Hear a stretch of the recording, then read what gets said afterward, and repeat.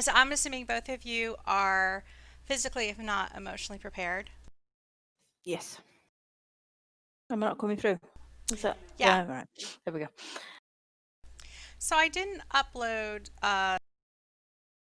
last week's stuff in time for anybody to review it, except for me, probably, even at double speed. But a lot of stuff happened, and we had like an extra long session. You Mm. guys finally With a wrapped lot of up help. wrapped up this Ruins of Marseval arc. Successfully destroyed the orbs that were powering the shields on the infernal portals.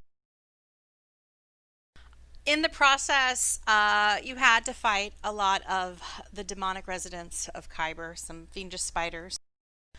You also had to combat some things that come through the infernal portals from what you think were coming straight from Shavrath itself, including some devil soldiers. One that seemed to be like a little bit weird about tigers, and uh, there was.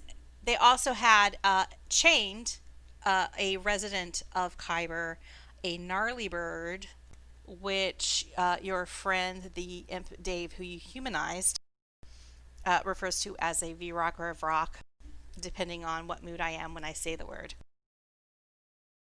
That bird was really gnarly, and but you did finally defeat it. And once that happened, you had no more obstacles into destroying the final orb, destroying the infernal portals, and in the process, you got some loot stuff that you haven't figured out exactly what it is yet.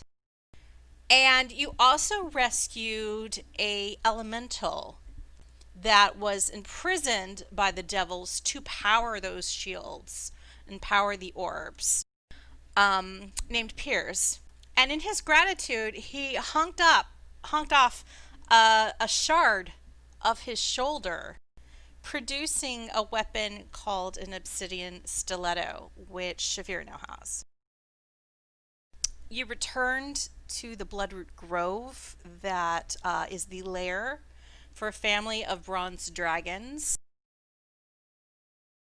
And I don't even know what to say about that at this point. There are some bronze dragons. This is not a point for me to explain what's going on there to anybody. To the 1.2 people who may be listening, if you don't know what's going on with the bronze dragons, go back several episodes and start listening earlier. Anyway, you went back, and Gatekeeper Farron was doing his stuff, purifying the Bloodroot Grove again. And once you successfully returned and the infernal portals were destroyed, he told Karathlana that her exile was over and it's time for her to accompany him back to the home grove. So Karathlana made her farewells, and she handed off the crown of Oceany Bits to Kymir, saying that she thinks it's probably important, probably don't want to give it to Oceanus. Mm. And, she doesn't want to take it with her just in case Oceanus decides to track her down. So, Hot Potato, you're it now. You've been wearing it kind of like around a horn, one of your horns. And initially, you couldn't really tell anything about it. It just seemed like this crown of seashells and this one large blue stone and some coral. But some time has passed, and it took you half a day to trek back out of the ruins. I should tell you that I've updated the calendar. A few days have passed since you've totally like went into the ruins. Okay. So it is now the 11th of Ron, Okay. Yep. the election being on the 18th, Oh. Uh-oh. and the ballot finalized on the 15th. With that said, maybe I should have you guys make some charisma checks in the tower. My checks. And that one.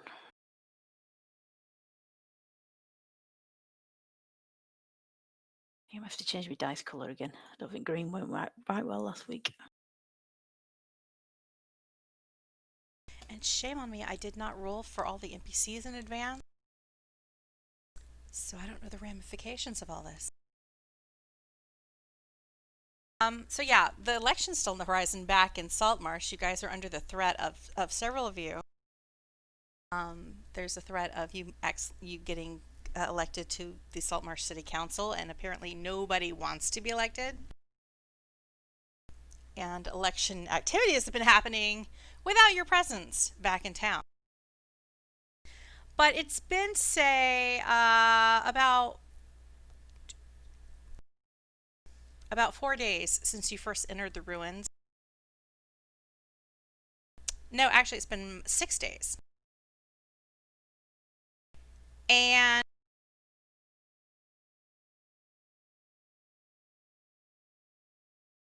it's been over a week since you left Saltmarsh for the Bloodroot tribe. Oh, like I think I got distracted on my summary because with the whole election thing. But Carathlana made her farewells. She gave the crown to Kymir. She gave Shaefira back a brass oyster that you had discovered in the haunted house so long ago, and she gave Stiiv a handshake, which sounds really cold when I just say it like that. But okay.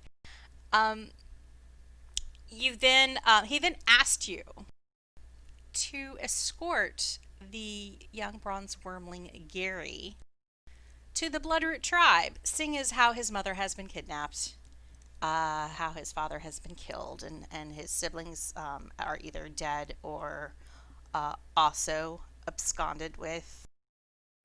He is very much a wormling alone, except for his friend, a little construct dragon or a clockwork dragon toy that seems to have magical abilities. So you have, at Farron's bequest, scooped up the young dragon. You all rode out of the ruins on Bartholomew, his clockwork dragon, and I'll give a little picture of the clockwork dragon.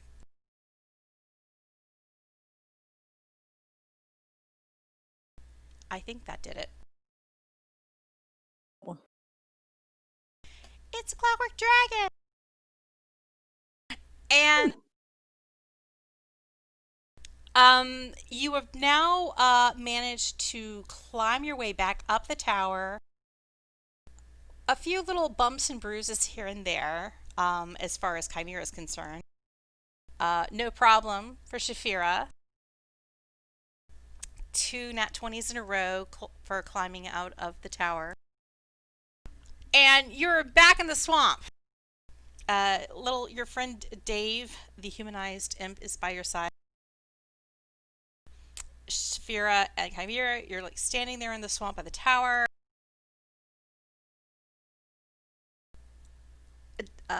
Gary is in his humanoid form. He's riding the back of the clockwork Bartholomew. And Stiiv, he cheered you on as you were like escaping the tower because he flew up on the back of the clockwork dragon with Gary. And you notice he's still strapped down to the back of the clockwork dragon. He's like, guys, could you untie me? no, we'll just leave you there. Safer for everybody. Well, I'm not gonna fall down the tower now. I'm super safe. I'm not charmed. I don't want to take a glass of ice water into Shavarath anymore. And I am not gonna fall down the tower. And I think it would be really good if I could, not be tied to the back of the clockwork dragon. Yeah. What do you reckon? Should we untie him? I think if we don't, he won't shut up. Yeah. All right then, we'll untie him. All right. You unstrap, unstrap the belt that's holding him firmly and securely on to the saddle of the clockwork dragon, and Stiiv immediately flounders, slides, and falls off, and plops down into the muck of the Basura swamp. And he's like, oh, nuts. Oh dear. So Gary is like, well, which way? You're taking me to the Bloodroot tribe? Which way do we go? Oh God, can anyone remember how we actually got in here? Northeast? No, didn't we have a boat thing with a? Yeah, that's what I'm thinking. I thought we came in from the northeast, so we need to head up back that way. Don't know. Don't look at me. I'm just the DM. Do I remember anything? Gah!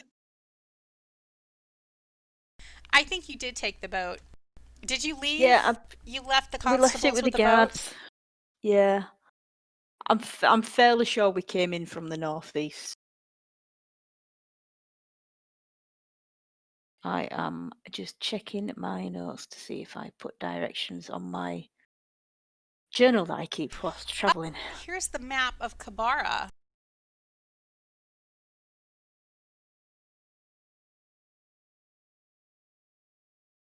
Okay, yeah. So that does make sense. That does suggest that what you remember is what happened.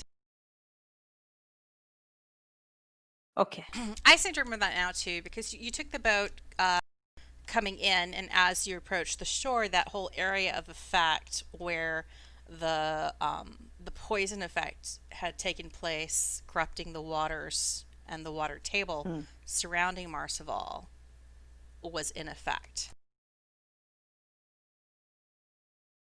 So is that still there, or is it? I mean, I know. Obviously, Ferrin's done his thing to clear the grove, but is You that going to noticed that, take a while? well, when you came in, there was this kind of greenish tinge carried by the surrounding waters, and it seems to have subsided now.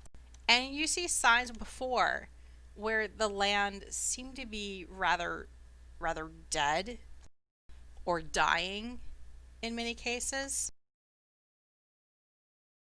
You now see some scattered birds flying overhead where previously the sky was empty.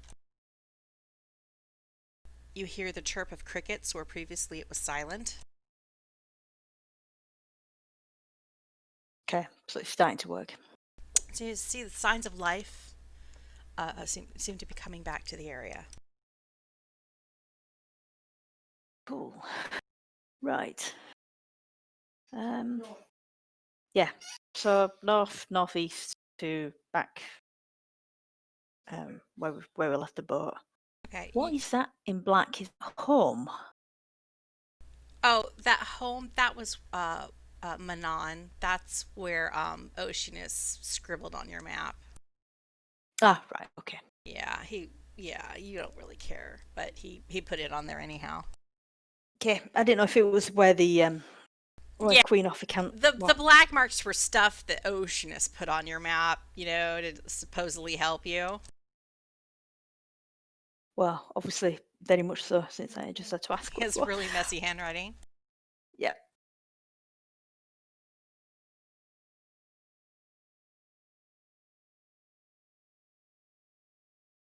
So Gary rides his dragon, but the rest of you kind of hike, and Dave flies northward.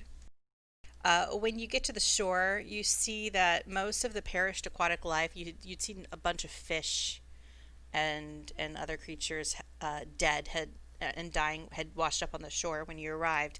They've now washed out to sea once more with just the larger, like, rotting sharks and turtle carcasses dotting the shore. But otherwise, it's starting to look cleaner. The water again looks better. And you find Constable Judy and Constable Green with your jolly boat. They're huddled in it, inside of it, and there's this like faint wheeze of snoring mephit sounding from the underside of its hull. They seem a little bit excited, like a little bit tense. But they're like, "Oh, thank God you're back." It's been so intense. What happened?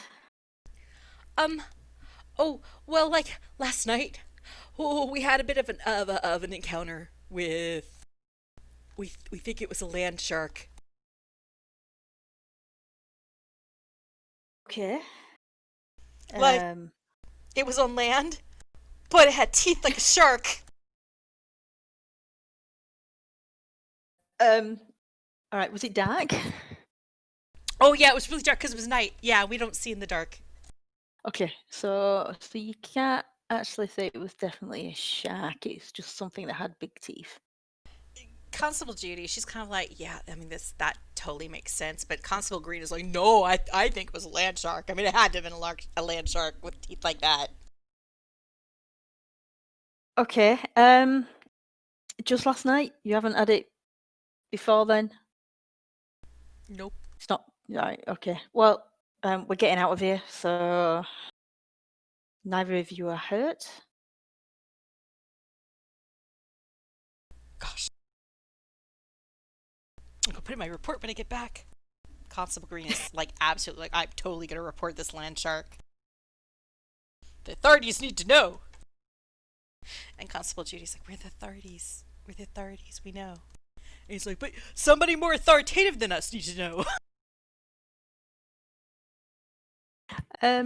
Well, we could mention it to the to Queen Offer Camp when we go back there as well. If they're out and about around this area, maybe they can keep an eye on it.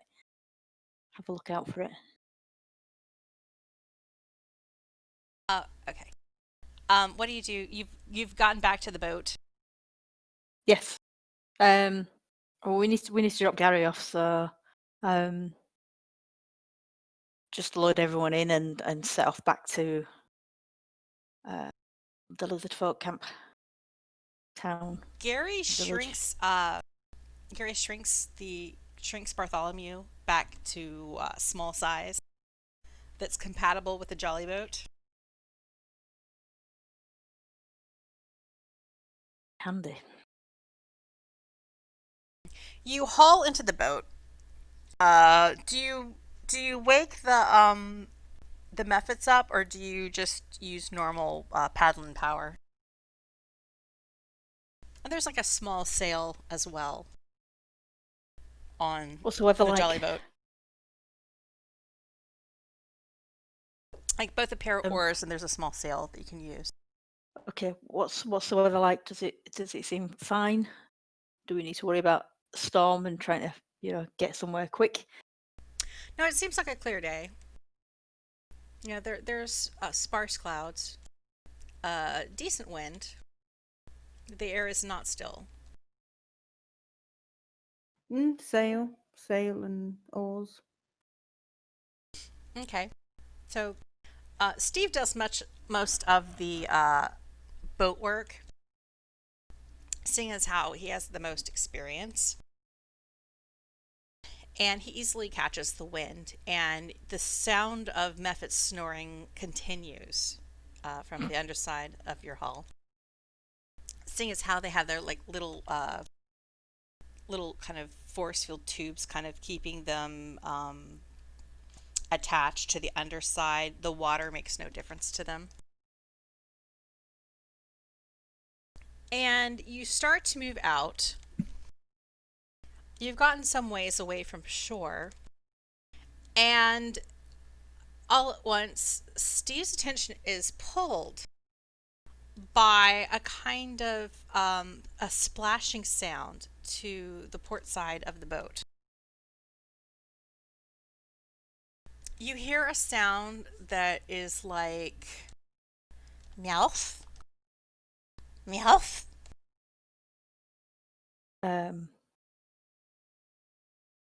Okay. And you look over. Yeah. And you see tiny, writhing little tentacles frantically kind of flickering up from the seawater.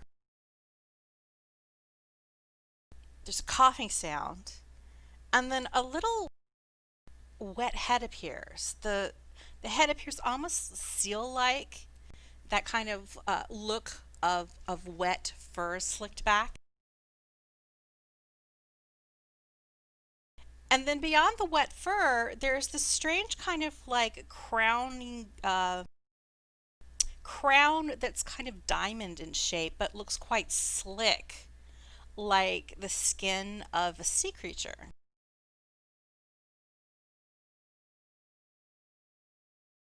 And then you see a pair of paws trying to do a kind of doggy paddle.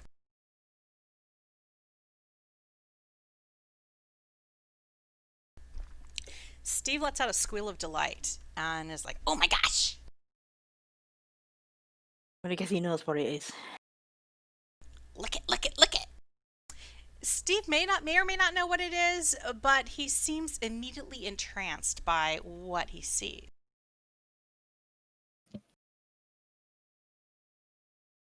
And it's a creature somewhat like this. I'm going to share a picture. Okay.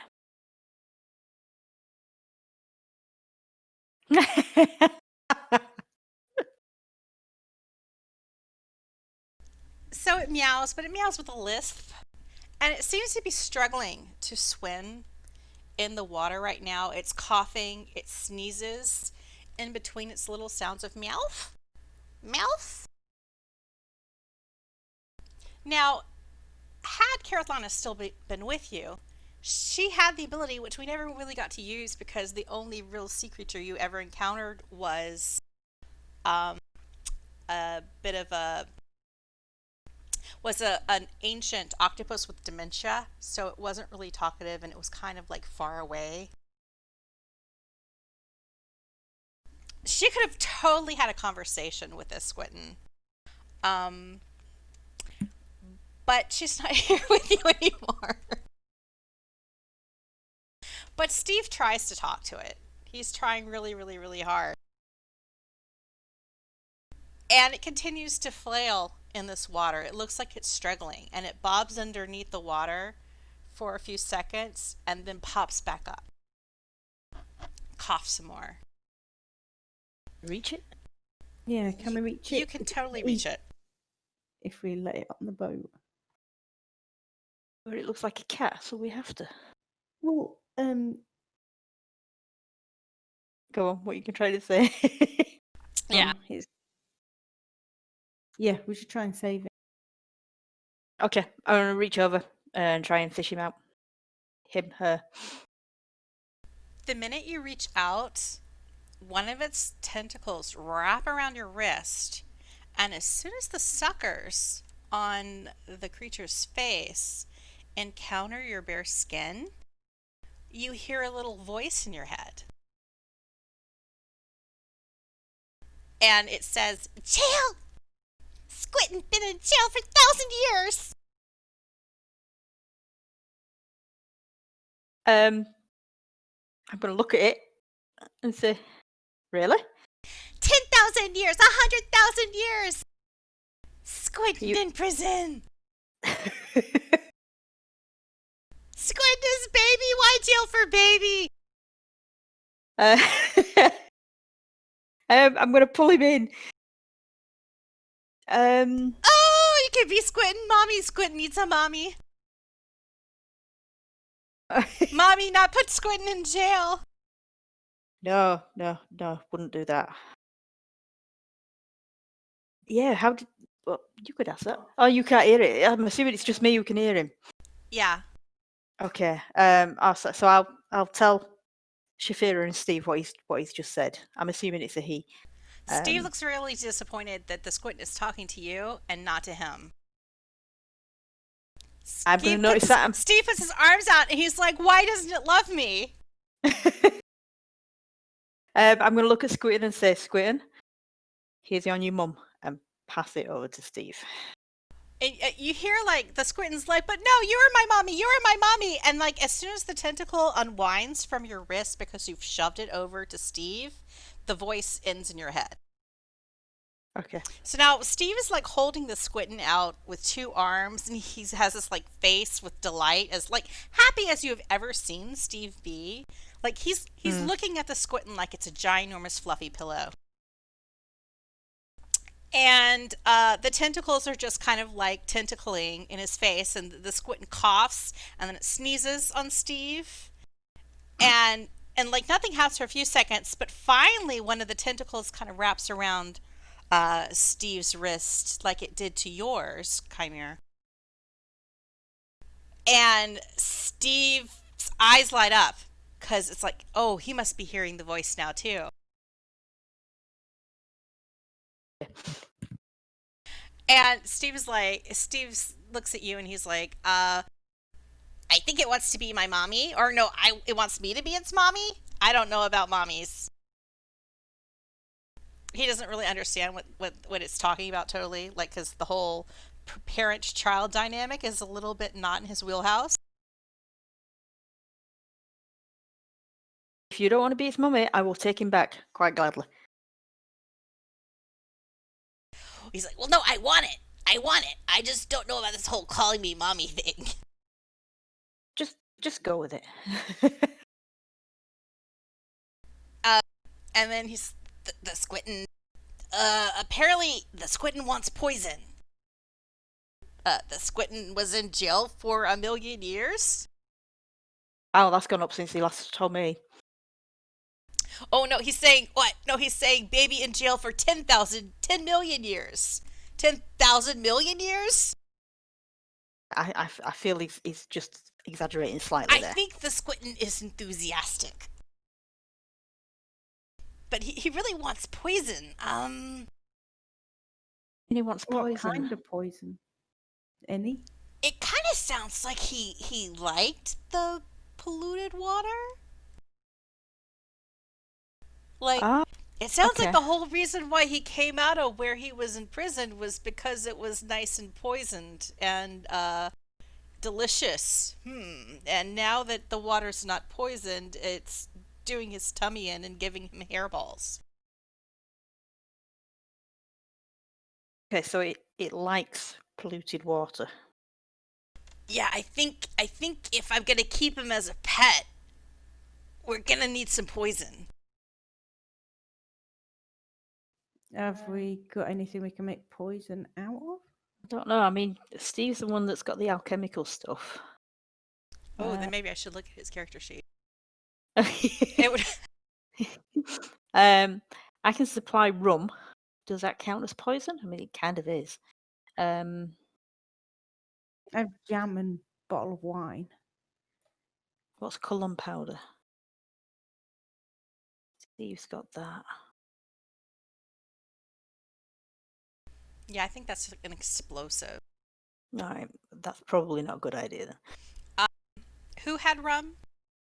Me, Who's me? Kymir. Okay, so Kymir, you hand the squintin some rum.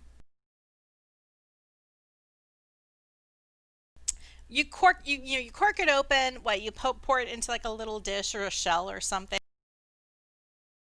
and the squintin starts lapping it up, and it seems really happy about it. Well, cool. And Steve's like, oh, the squintin thinks it tastes delicious. Right, there we go. Problem solved. It says it wants Auntie to feed it deliciousness for 1,000,000 years. So you're Auntie now.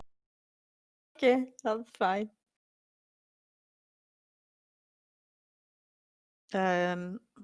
I'll just look at the squint and say, do you want some more, or will that keep you going for now? Meowth! Meowth! I'll look up at Steve. I think that's yes. Yes, do we want some more, or yes, that'll keep him going? The squintin isn't really specific. You might as well just give it more. All right, I put If it some more doesn't down. want it, it'll ignore it. Yeah. So there's a squintin just drinking, and Gary's watching this whole thing, and he's like, whoa. I don't know what that is, but it's really weird. What's it drinking? It's the rum that I've got. Rum? Rum. Can I have some? Yep, pass over the bottle to Steve. Oh, Gary, sorry. I thought you said Steve. Gary starts to drink from the bottle of Oh, rum. God. His little Damn it. child hands barely able to wrap around the neck of the bottle. And he starts drinking, and he's like, I don't feel so good. Okay, I take the bottle back off of him. And Gary's now And- poisoned. Somebody Oh. hang his head over the side of the boat. I think you said Steve. I'm going nuts. So Right. Gary's now poisoned. Yeah. It was Gary who was asking about what rum is. Okay. Yeah, you shouldn't have drunk that much. You should have just tried it a bit. I only had 5 swallows. Wow. It tastes funny. You try it. I know what it tastes like. Good stuff. Obviously, it's either Well, not good for Shaefira should dragons. try it. Shaefira should try it. Yeah, Shaefira should try it. Oh, no, I'll wait till I later. want 'cause- Shaefira to drink the rum. He starts crying. Kymir is starting to look frantic at the sight of a crying child and passes a bottle over to Shaefira. I have a little sip. Make a Constitution save. Oh my god, the rum's actually bad. Ha ha ha! Shaefira, being a professional drinker, thinks it's fine. Yeah. It's got a little weird, like, kick aftertaste. But nah, it's rum. More rum. Rum from? Um, In the mansion. I can't remember. All rum is good, as far as Okay. Shaefira is concerned.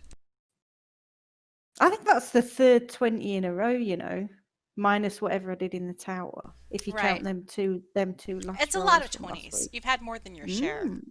Ah. In the span of D&D playing time, you've had like three 20s, maybe 4, depending on what you rolled in the tower. An unprecedented amount of dice luck. That's it. It'll be awful for the rest of the night now.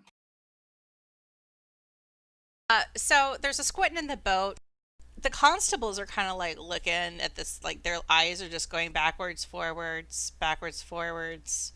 Like they look at each other when you start feeding rum to a parent child. And you see them kind of whispering amongst themselves, like, should we say something? Should we say something? I mean, they're giving rum to the kid. And they're like, no, they know what they're doing. And then they like look forward again with kind of wide eyes again at everything that you're doing, but they don't say anything. Maybe they're still a little bit spooked about the land shark, you know. Like, let's not say anything that might delay our getting home any faster. So you sail the boat eastward back toward where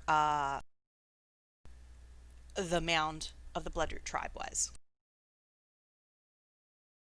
Oh, and this is the moment where I realized one thing I didn't hotkey, which is the Bloodroot tribe camp. Let's see if I can find it.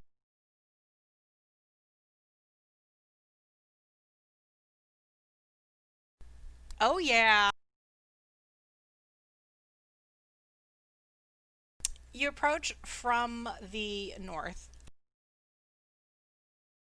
Or how do you approach? Because, Because last time we went in through that cave entrance, didn't we? And we almost got into trouble. yeah, you went in the back door. But Yeah, then you were but they approaching told kind us of where the from the door was. northeast.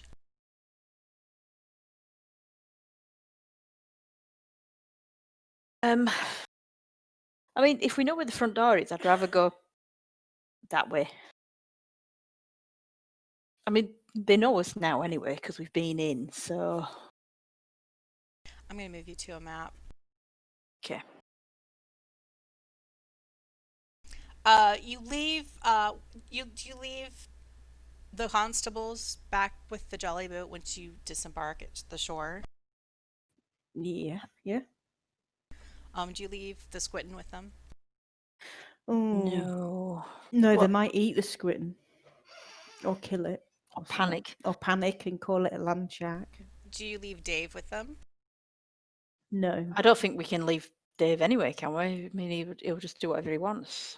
I'd tell him to turn Well, invisible. yeah. I mean, he's kind of clinging to you now, Kymir, but he stays invisible most of the time.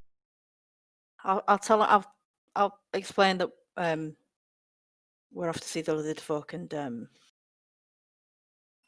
I've got off to see the wizard in my Yeah, head that's now. what popped into my head. Off to see the wizard. The wizard Off farm. to see the wizard.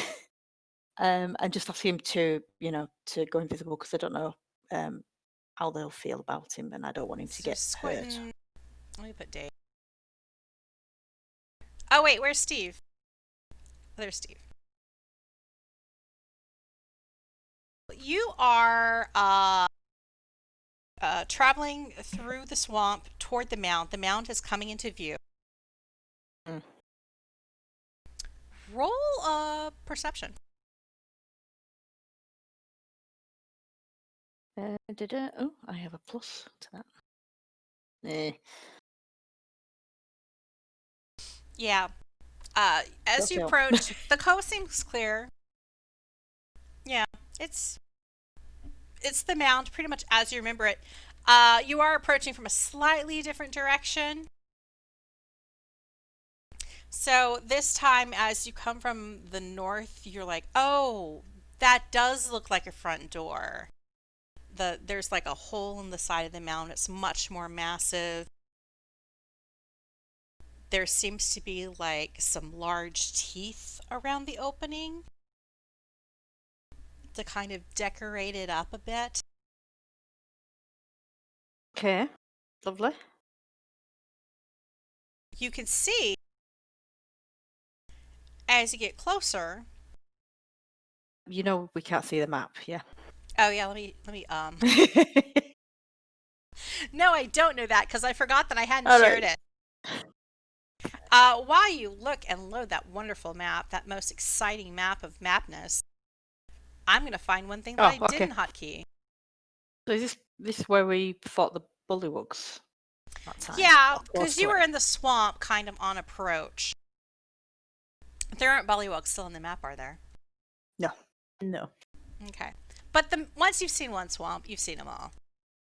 It looks like it's the same swamp. Like apparently there hasn't been any explosions. There's no corruption of the swamp water taking place. So it pretty much looks unchanged. Do you still hear that like faint ribbiting sound in the air, the sound of crickets? There's like intermittent little splashes in the water, but it all seems like normal swamp life just as you left it. Okay. And we don't see any Lizardfolk guards anywhere?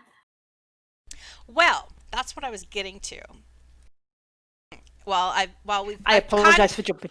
I've kind of been buying time while I found the Lizardfolk guards, because you see in the large front door opening, and I'm going to put that like where the tree is, as we pretend that that is actually an opening. Tree could be hiding because we're looking top down. There could be an opening underneath it. Yeah, that's exactly what's going on. Yeah. Yes, I thought I was missing. I thought I was missing a dude, but I'm not missing a dude.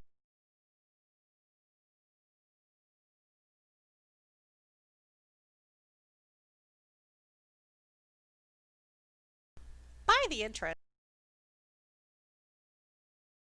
you see some familiar figures. The lizard folk that you vaguely remember their names as Crack Dust. It's a lizard folk holding a red silk fan in one hand and a spear in the other. Another lizard folk soldier that you recognize as the one who was pretty incomprehensible went by the name of Jonk. And then in between them is a large, bulky Lizardfolk render that you remember just kind of being part of the brute squad earlier when you were at the mound before. You vaguely remember Crackdust referring to him as Thug. Thug is now tweeting on a bullywug kazoo. He seems to be soothing himself that way. He's quite amused by it. Crackdust and Junk maybe not so much. Junk spots you. And you see him wave. And he That's says, nice. "The full moon waxes over the cats. The toothed chair dances." Yeah. So we miss you too, Junk. And he nods like, "Ho ho. You speak lizard now." Draconic. Yeah, that's totally draconic. And Crocdust, is fanning themselves and closes their fan, points at you, and says, "Well, shoot, don't y'all just look like something the crawfish spat out? Come on in." Hey, how's things going? Oh, it's just fine, dandy. Yeah, people been coming and going, lots of guests. The bullywugs are gone now, but they seem to go pretty well, and they made friends. The otterkin have come and gone, they seem to have made friends. Cowlent, they're tricky. Bless their hearts. Yeah, that's still a work in progress. But there's some little tensions. I mean, there's lots of rumors going around about Kyfoth, the wise, the great, the powerful. Some rumors about you running an errand for Queen Ethicant. We did. The shamans, they've been kind of saying that everybody's doomed and that you're going to fail. They don't have high hopes for you. Well, they're gonna have to eat their words, then, aren't they? Oh, really? Did you have great success? Well, kind of. Oh, well, I know Queen Ethicant will be just tickled to see you as soon as possible. Oh, How about shoot. I just take you in, go to the throne room, have a little tittle tattle? Is there anywhere we can see her sort of in private, without everyone else being there? Because we've got some good news, and we've got a favour to ask, and we've got some bad news. Oh. Well, that might take a little bit more trickery, a little bit more, Alrighty. Well, how's about I escort you inside, and then I'll go talk to the queen and see what I can do about get you a private audience. That would be much appreciated. You just want to talk to her, absolutely nobody else? Mm-hmm. Okay. Well, I'll see what I can do to make Well, that happen. I can't think of anyone. I don't want to tell her that her daughter's dead in front of the whole court. But I also don't want to be. Oh, yeah. Maybe tell her, and obviously someone that she trusts, as well. Is she married? Did we meet a king? No, you did not. Do we know if she's married? Mated? No, you do not. Okay. I mean, she had Bellicant, and there were some other hatchlings in the throne room. Yeah. But roll a history check, or maybe a nature check, whichever's better. They're both crap. Yeah. Let's see if Stiiv has any kind of history. I guess I could roll for Gary. Gary might know something about Lizardfolk. He might. I don't know. How young is he? Well, he's old enough to drink rum, so Steve's not really good at these things either. Yeah. Steve knows what he can recognize a lizard folk. How about Helpful. Shaefira? Shaefira, can you roll something? These are probably not your strong suits either, but hey, that's good enough. A 15 is perfectly good enough for Shaefira to know that these lizard folk are pretty matriarchal, that there tends to be a queen. And it's not necessary that she takes a king. She just basically, mates with whoever she wants to, and then she spawns her eggs. And it's a bit of a communal situation.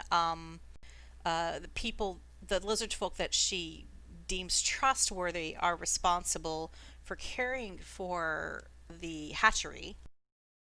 And those can be male and female. The people who are responsible for the royal nursery, as well as the hatchery for the tribe at large. But you don't think that there's any sort of king person around that you need to take under consideration. Okay. Right. I guess we'll see how it goes, and she can always call for someone if she's needs to cry on someone's shoulder. Okay.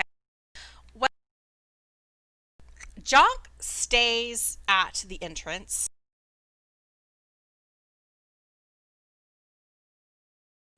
Meanwhile, Crackdus and Thug escort you inside. You head to the south through the main entrance. Once you get in there, you head further south, and Crackdus leads you. You get to a place where the hall seems to go two ways. It heads west and it heads east. Crackdus turns east. You pass by what you vaguely remember as the banquet hall, where you had that feast the night that you spent in the Lizardfolk Mound. You pass by various barracks and officers' quarters. And you head down some stairs, and then you get to a spot that seems somewhat vaguely familiar to you.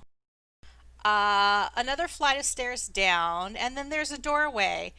And Cractus says, well, it's a little bit embarrassing, but I'm going to have to ask you to stay in the holding area again.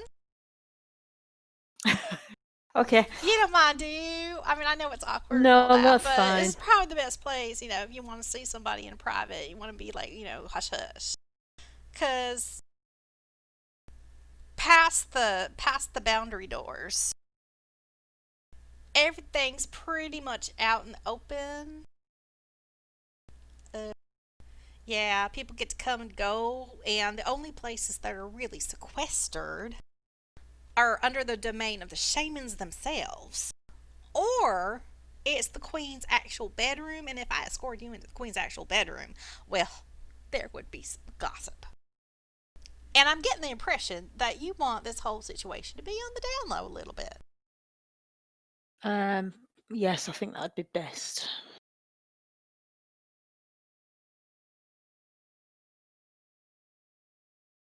So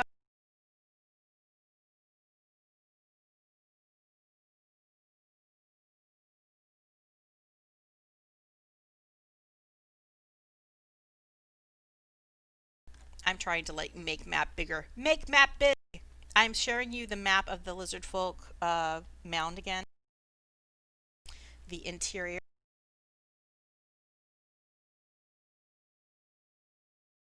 I feel like this is different than the map I showed before. Like it's smaller or something. Not the same resolution. Yeah, it looks about. It feels a little Right. weird.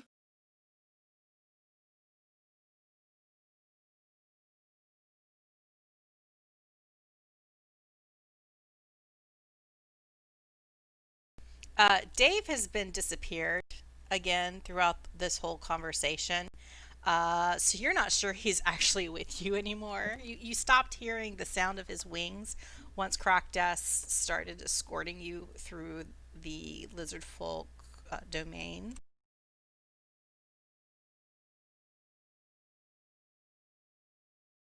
I can't find. Where's Shaefira? Because she's small. I think my scroll wheel is like defective today, or my brain's defective. Oh, my brain's defective. Okay, that's what it is. Because like Shaefira is like right in front of me, but she is too small. It's like we. So Crocdas leaves you behind in what he's gently referring to as the holding area, but you uncomfortably remember as, gee, isn't this the prison? Yep. Locks the door behind him, so you're closed up in there again. And leaves you behind to kind of, hang out, chill. And Gary looks at you and he's like, is this normal? Well, it's what they did with us last time, but they did let us back out. We don't know that much about the lizard folk, so I've got no idea if it's actually normal or if they just don't like us. Which is odd, considering they sent us to go do something for them. Okay. These are the people that you're supposed to be leaving me with, right, though? They are. Are they gonna lock me in a cage? No, I don't think so, and I'm fairly sure once they know who you are, you'll be fine. And we wouldn't leave you here if they were going to lock you in a cage. Okay, cool. I appreciate that.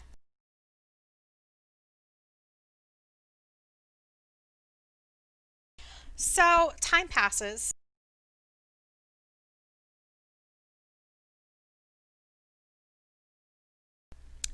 It's at least an hour. What do you do while you're sitting there? I crack open my tobacco and pipe and have a nice quiet smoke in the corner.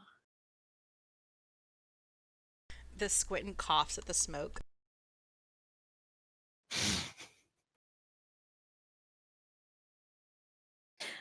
Give it some more rum. But Stiiv giggles because he's like, the, the weird cat likes it. Oh. Dear. The coughing, that's just how it breathes.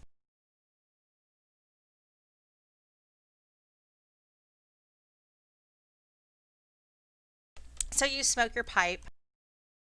Yep. Gary's totally bored. And he tells you, I'm bored. Well, play with your toy. Dragon. Okay. And he takes out Bartholomew and he says a magic word.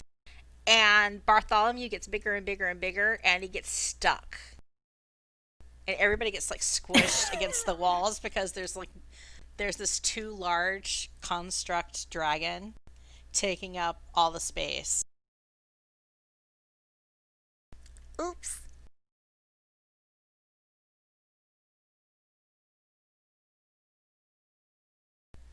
Gary says another magic word and Bartholomew shrinks again. And you see him kind of like pick up the toy like kids do and kind of bop it around like he's pretending. He makes some rar sounds. He seems to push a button on the construct's back and a little puff of steam comes out. And then he looks at you again. I'm bored. I wish he brought out other toys. Didn't we bring some of his other toys? No? You have my dolls? What did Stiiv have in his bag of holding? Didn't we take some of his toys? I can't remember. I don't remember grabbing them.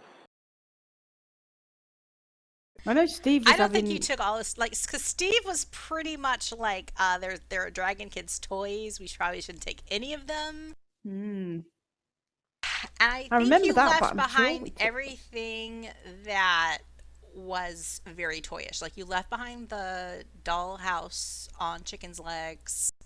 You left behind the wagon. You left behind the hags. You Right, according just to this, took. Steve's You got left a behind Kraken plushie. the giant. You took like a belt off of it. You took the deck of cards. We could give him the deck of cards.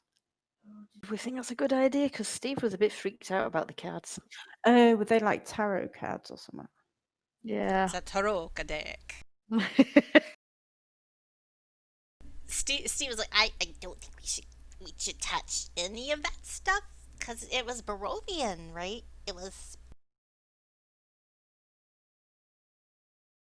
Barovia is a scary place. About the Kraken plushie that he's got. Oh, remember I give the Kraken plushie to. Oh no, wait! I do have a Well, Kraken plushie. Yeah. There is a 'cause Kraken it was plushie, isn't there? It was the dragon plushie that that had the Yeah. fake. The decoy codex page was in the dragon plushie. Where's the Kraken plushie? Does Steve have it? It says so. I don't know if it's in the bag of holding or not. It's just showing up in the party inventory. Inventory. I don't see where he put it. It might be in his other pants.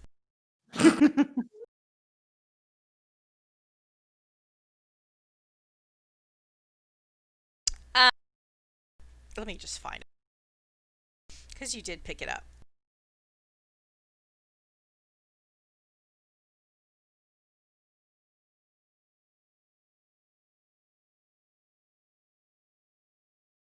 Oh, maybe it's not a thing because it's not here.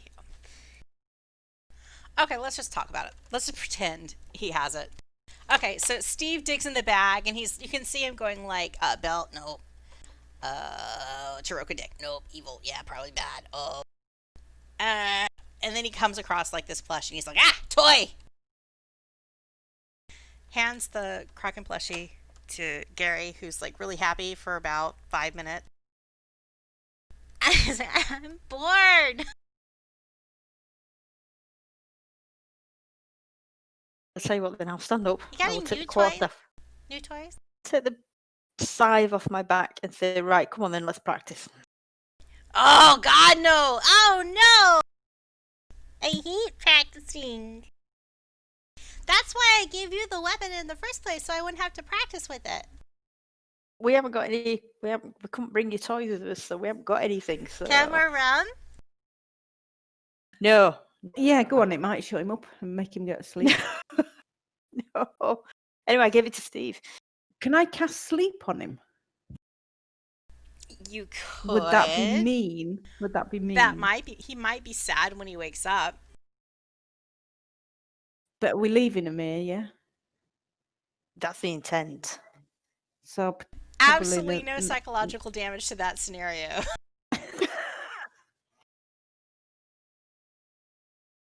I'm sure this is. What about? I've got my monastery teachings. I could give him them to read, or what else? Have we got some more books because he likes books, doesn't he? Oh yeah, I like books. Possibly not the spell book. Oh, Probably not. we've got that maritime. Is it a maritime book? That. Yeah. I think there's a book? naval thing. Yeah. Yeah, naval thing. Give him that to read. That'll send him to sleep. So Steve pulls like the naval almanac out of his Almanac, is it? bag. Wow. And Gary starts reading it, and like 20 minutes passes, and then he like turns to a certain page, and he's like, "This looks like weird." And he holds up the book, and you see it's the codex page. This doesn't look like naval stuff to me. What? We didn't hide a codex. It's in Put a the codex funny page page in there. Yeah. Oh. It's weird. Yeah, It looks sorry, like that's- directions to something. Maybe this is a naval map. Should I like? Oh, have you been here? Yeah, give it back. But I was reading it. So just about this time, like when Gary's starting to like whine and it seems like he might descend into tears again, you hear sounds outside the chamber door. You hear the sound of cracked dust talking to Thug. Saying, now you will lock the door here now, Thug. Make way for the queen. I'm going to grab the book and the page off of Gary and say, just behave yourself. And I don't know why I'm so cracking up, but I am. I think in my head I'm picturing it, and it's much sillier than than I might be describing it. I'm But sure that's exactly what it's like. and you hear like a little like hoot of a kazoo in the distance, and the door opens, and you see that Cracked Ass is holding it open, just fanning themselves for all that they're worth. They look a little bit like, ooh, stuff is getting crazy. And you recognize Queen Othakent, calmly, much too calmly for the buffoons that are surrounding her, walking into the prison area.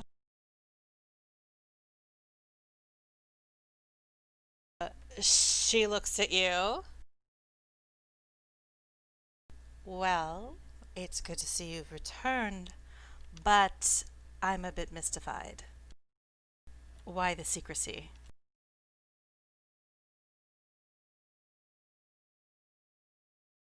Me? Okay, fine. Shaefira steps back and out of the way. The queen also looks around you. She says, "Where's your leader?" Which one which was one's our that? leader? Keriflana? Yes, the sea elf. She was obviously in charge. Mm. Okay, so I'm going to step forward and bow and say, Your Majesty, we got the sap that you asked for. Oh, But when- excellent. Yes. Wonderful. This will certainly put the shamans under control. They are incessant gossips, and they won't stop talking about the sap and how they can't do the ritual. But now that they can, they should fall into line and shut up. Okay. So obviously we would gladly have handed this over in front of your court, but what we wanted to speak to you in private about was when we got to Marsaville, they had been attacked by demons. Demons? Devils? I get confused. I'm going to put my hand on Gary's... Devils, put my- fiends. Fiends. Put my hand on Gary's shoulder and bring him forward. Say, this is Gary, or Kai. Oh God, I've got his name written down as well. Kaiga here. Tiger here. He's the wormling of Kaifoth. And he, I'm really sorry to say this, but he knew your daughter. Unfortunately, she was killed during the attack.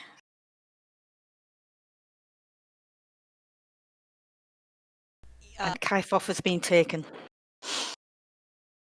Kaifoth has been taken. Yes. Belly was killed. Yes.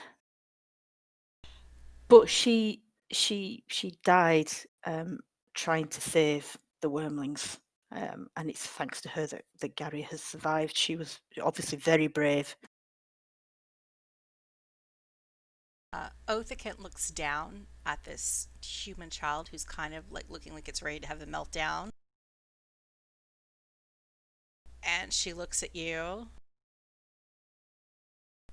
And she's like, "This is a dragon child, you say?" Gary, change forms. What? Can you go back to your natural form just to prove to Queen Othakent that you are who we say you are? I don't know. What? She seems really serious. Well, she's a queen. I mean, I'm sure your mum was very serious as well a lot of the time because she had a lot of responsibility. Yeah, but my mom was really, really cool. Please, Gary. Belly was a lot of fun. I don't think Belly was her mom, was her daughter. Belly was a lot more fun.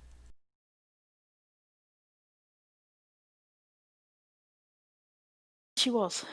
She was. She was. She was. But obviously, when you're a queen and you have a lot of people to look after, you have to be very serious and you have to be very sure about all your facts. And she's got a lot of responsibility. Okay.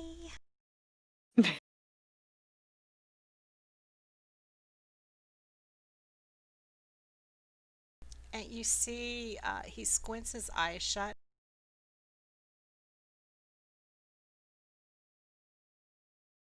And his form begins to change. It kind of glimmers. And he gets a little bit larger. And he reappears as this bronze dragon wormling.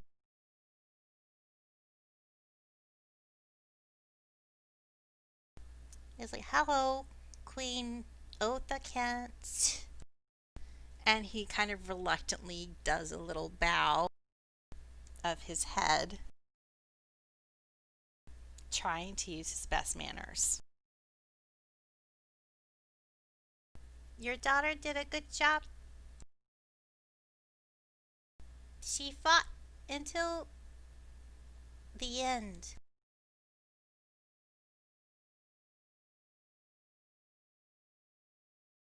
And these people are really cool. They saved me and helped me and protected me from the devils and the demons. And they won't give me like all my toys. They didn't bring all my toys from the ruins, but they let me read a book, and the book had a really cool page in it.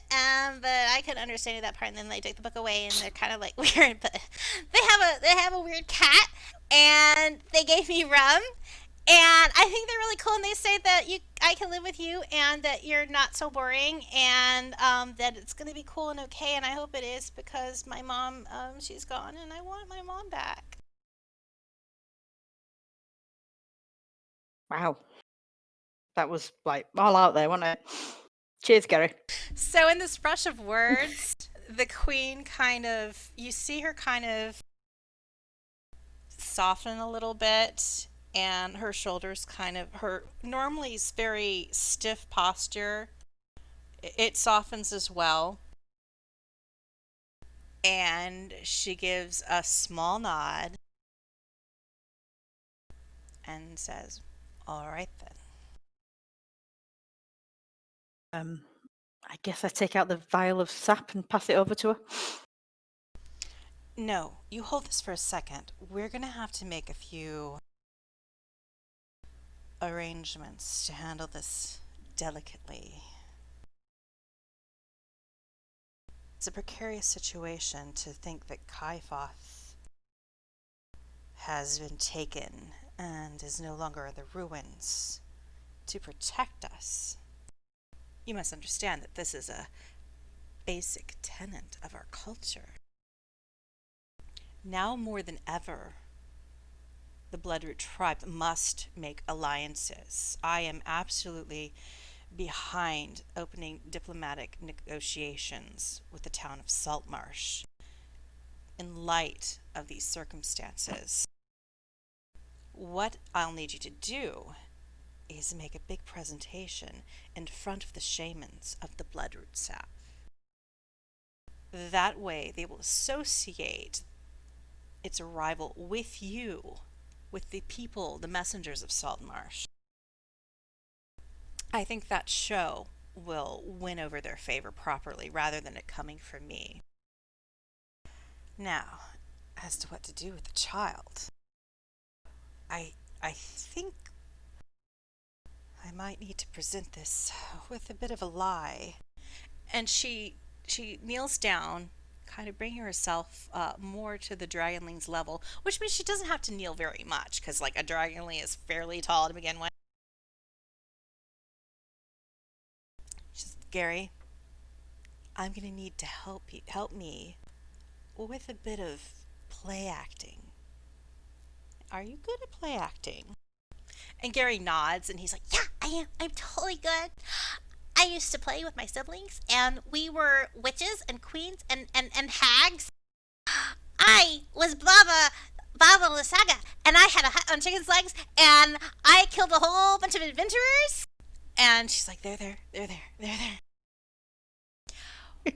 We're gonna play act, but we're gonna do it in a calm way.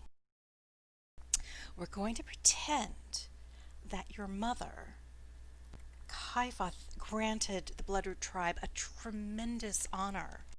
And just as for generation after generation, my line has entrusted our children to your mother's care as they grew up and trained to become rulers.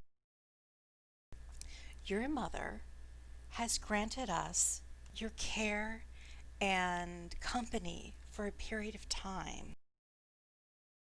It is a measure of her trust that we are honored with your presence. You think you can pretend that? And Gary nods. He's like, I think I can do it. I can do it. Yeah, my mom has honored you with my guardianship. And Gary seems down for this. The queen thinks that, yeah, this is going to be the plan. This is how we're going to spin it for the Lizardfolk at large. And then she looks at you. She's like, is there anything else?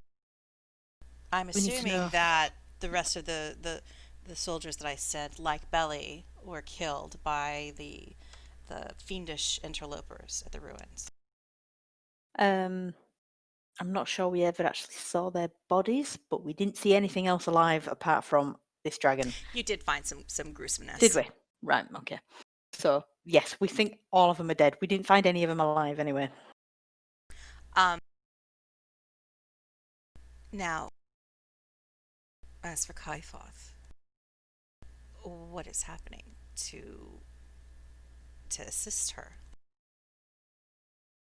Well, there was a gatekeeper in the area who was aware that something was happening, who came to investigate, and he actually knew Keriflana, our leader.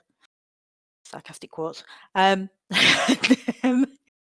We they've gone back to the gatekeepers to see what needs to be done to find Kaifoth and then rescue her. Oh, well, we shall have to try to reach out to them. It was Farron Castellar. I believe I've met that druid before. He lived outside of Saltmarsh. Yes. We had a parley several months ago. Okay. So yeah. All right then. And she turns to Kaigahir and she says, Kaigahir, I'm going to need your help for a very important job in addition to the play acting. And Gary's like, what's that?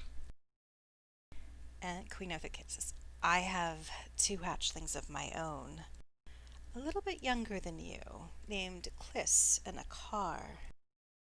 And now, with Belly gone, they're going to have a lot of responsibility, for they will have to help run the tribe in case anything were to happen to me.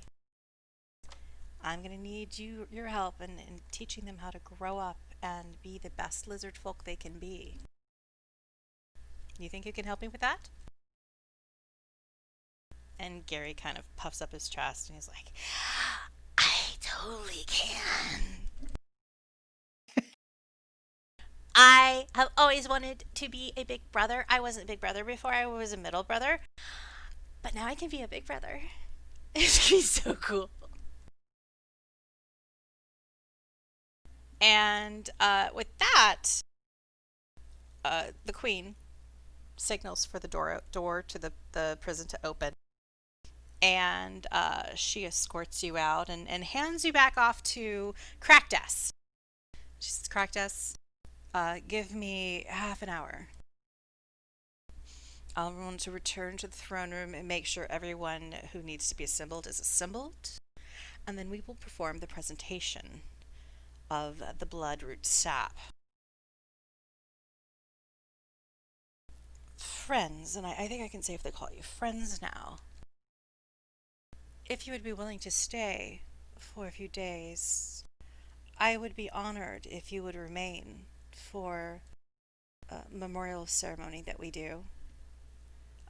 We will perform the last rites, celebrating the life and the loss of my daughter, as well as the other soldiers who perished in journeying to Marsval. And then, once the ceremonies are over, if you wouldn't mind, I will send back diplomats to travel with you back to Saltmarsh. I think Cracktas would be a good option.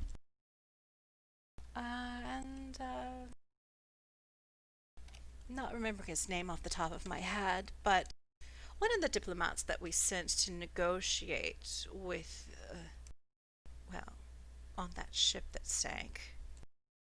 Perhaps he can go along too. Our ship that sank. Yeah. I think we would be honoured to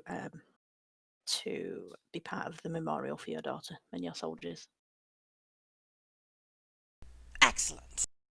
I'll see you in half an hour then. Okay. So the queen disappears. So you kind of loiter. You're allowed out of the jail cells proper. You hang out with Crackdust and Thug for a little while. And you can go into like the pools if you want to.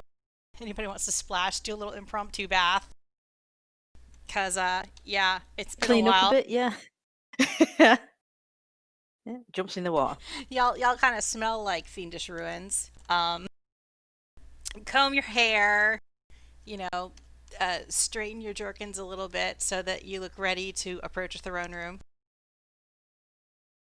And sure enough, after a little while, a couple of scale shields show up and join Crackdust, and you are royally escorted with great pomp to the throne room. Queen Othokent is sitting on her throne, or her tooth chair, as Junk would call it. There's an assortment of priests. Can't remember exactly which one that Kymir communed with. I think it might have been Priest Jiko. I don't think it was Priest Noner. Priest Noner is the head shaman. Okay. But you've seen him pointed out at the feast and things like that. And so the head shaman's there with a couple of his underling priests, including the one that Kymir impressed with his questions. You recognize the minister. Minister Sarif is there, as well as some other associated various soldiers and generals in the armed forces. And then you see two young Lizardfolk hatchlings, the aforementioned Akar and Kliss, children of Queen Oath of Kent, who like to hang out and play in the throne room. They're there kind of, skulked away in a corner, but eavesdropping on everything. And you are escorted in and allowed to approach the queen on the throne. And all eyes are upon you. Oh, like. And the This strange, was well. the weird cat. You got a weird cat. You got a dragon wormling. It does. And you. Fantastic. I guess we approach the throne then. And the queen says, "Greetings, adventurers. You've returned." Your Majesty, and I bow again to her. I see you have brought the child as Kaifoth requested. Yes, Your Majesty.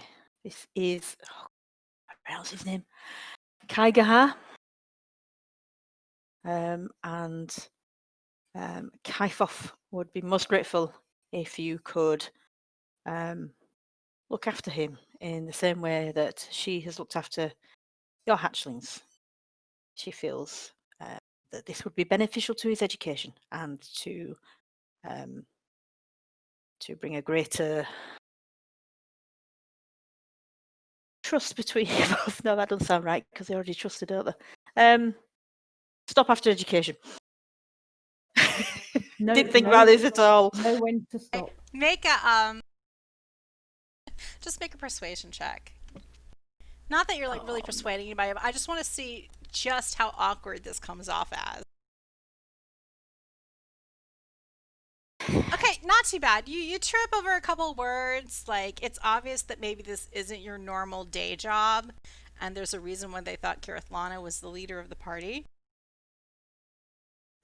But the faces surrounding in the throne room, and the queen's like gives a little nod, like, okay, you managed to pull it off. And the people assembled in the throne room also seem to be kind of a buzz, and kind of just a little bit stunned and excited by what you've said. This news that the tribe has been entrusted with one of Kaifoth's children. And there's this murmur as everyone accepts your words, and kind of that frisson of welcome erupts amongst the people gathered there, and you hear them whispering Kaifoth and Kaiga here, and oh, the blessing. And Queen Othakit stands, and she extends an arm, and she says, welcome, Kaiga here. We will treat you as one of our own. And she ushers for him to step forward. And so Gary picks up his play acting, and he moves forward, and he takes a seat beside the queen's throne. And the queen calls to her children, to Cliss in a car, and calls for them to move forward, to come forward, and they come scurrying in their little Lizardfolk cute faces, big eyes, and she introduces them to her children, and she has them sit with Kaiga here. And now they're all giving you a royal audience. And Wow. then the queen resumes her speaking to you, and she says, now, as to the other matter. Yes, Your Majesty. Have as you of- retrieved the sap that I wanted? We have. And I hold out my hand with it in my palm. You just hold out an arm. Here it is.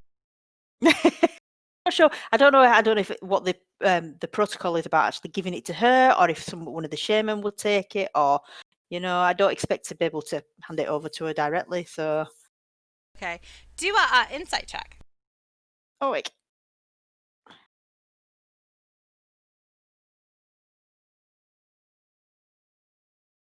All right. So you start to just hold it out to the queen, and you see her kind of like do a really quick with her eyes. And so you think better of it, and you turn toward High Priest Nauner, and you present it to the shamans. Okay. And they're all kind of like looking at you, and especially the one that you spoke with before. Priest Chico, he seems like the most approving. Like, well done, lad, well done. And they accept the bloodroot sap with great flourish. And Priest Nauner exclaims, oh, the blessing! We can now perform the ritual. Our armies shall be fierce. Our stone shall be like skin. The Sawagan shall pay for their oppression and villainy. I'm not sure what to say back to them, so I'll just nod. And then you hear more whispers of, the softies, they've saved us. Good on the softies. The cats, they aren't so bad. At this point, the Squinton sneezes. And then the queen speaks again, and she says, at this sign of good faith and service to the Bloodroot tribe, I think that we can reward these humanoids of Saltmarsh with our favor and a small measure of our trust. We shall enter negotiations with them and invite the humans to join us in the destruction of the Sawaga and in helping us retake our home place. And a cheer rises up. And you hear various lizard folk and shamans shout hurrah, and you hear some of them shout your names. You see Chef Gherkins. He's cheering too, but he's like, don't let Shaefira cook any eggs. Don't want her cooking our eggs. Oh dear. And then the queen announces again, Kraktas will accompany you back to Saltmarsh. As well as that other person that I added the combat tracker, but whose name I forgot. Garut! Garut, you've performed diplomatic jobs for us before. Granted, it was the ill-fated mission above the smuggler's ship. It was really quite unfortunate how that ship was exploded before you had a chance to complete your diplomatic mission, but I trust that you will serve us better this time. And another Lizardfolk scale shield steps forward and bows, and he says something in Draconic, which none of you understand because Karathlana isn't with you anymore. But then Garut kind of gives you a side eye and says, yes, I will serve you with success this time, Your Highness. And the queen seems satisfied. And then Kraktas has also come forward and kind of bowed and used their fan to show their excitement, like broadly opening it and using it to kind of elevate the bow to look much fancier than it would otherwise. You also notice by this time that a sea elf has wandered into the room, and from the very back is observing everything. It's that Foamier guy. God, yeah. Guess the sea elf delegate from Manon is still hanging around. And there's great rejoicing at all this news, and the noise subsides, and the queen dismisses everyone. And as the crowd begins to sort of dissipate, the queen tells you that there will be a feast later on, and then the next day they will start to have the memorial ceremonies for Belly and the other lost lizard folk. And before you're able to escape the throne room, Foamier is totally up in your grill, and he's like, so you did the queen a big service, did you? And he takes a look at you, Kymir, because he notices that there's a crown on your head now. Tiefling, do you know what you have there? I'll look around behind me as if, looking for some. What? The crown. Upon your head. I made no comment before because the sea elf was wearing it, and obviously the queen, a queen of sea elves, was wearing it. I mean, that would not be questioned. God, not this again. Okay, let me stop you there. The sea elf that you are talking about told us that this is not a crown. It's not the one that you think it is. She's had the same thing happen with another sea elf. I thought it was a crown, thought it was her being queen. It's not. You've heard this before, though. Then surely the other sea elf told you that how important it is to my homeland. One? Yes. I mean, legend, speak! The crown of the Sea Queen. Yeah, but She like I said, saved Manon from certain destruction from that which dwells below. yes. So we've been told. Strange the turns of fate. I did always sort of picture that it would be a creature aquatic that would symbolize the return of our deliverance in uncertain times. That which would rescue us from that which dwells below, would prevent the return of the drowning. Well, I just always assumed it would be a sea elf. Or at least somewhat fey. With flippers or gills. But you don't have gills, do you? I do not. Hmm. I also do not have your mystical crown. Right at this point, Kymir, you start to hear the sound of the ocean. Oh. I'm going to turn to him and say, I really need to pee. Sorry. We will speak later. At the feast. I look forward to discussing my heritage with you more. Haha, building bridges. You know, one of my cousins is visiting that charming little town, Saltmarsh. I knew it. Yeah, You I must really make need to sure pee. to look him up when you get back to Saltmarsh. Tell him that Fomir says hi. Give my best. His Okay. name is Oceanus. He's such Yeah. a grand lad. Oh, you'll like him. Alright, Kymir's backing away. But oh yes, I'll talk to you later. Do rush. Sure. I know what it's like. Yes. I run away. So there's definitely the sound of the ocean in your ears. You can smell salt water, mist, and you start to feel this strange sensation. There are visions in front of your eyes of a woman wearing this crown. It's not Carathlana.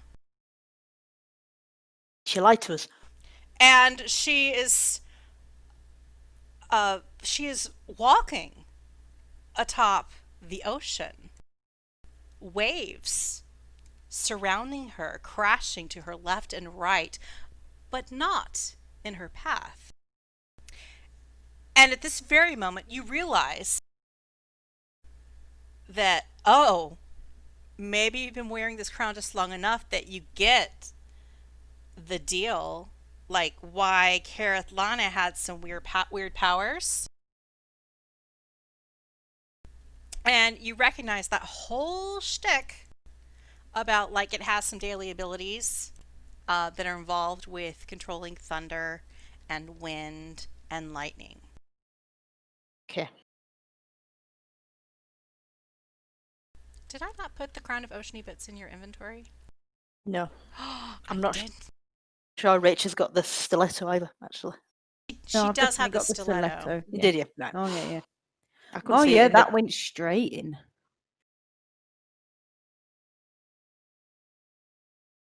Okay, so the crown is in your inventory now. It's labeled Circle of Oceany bits, but now you have attuned to it.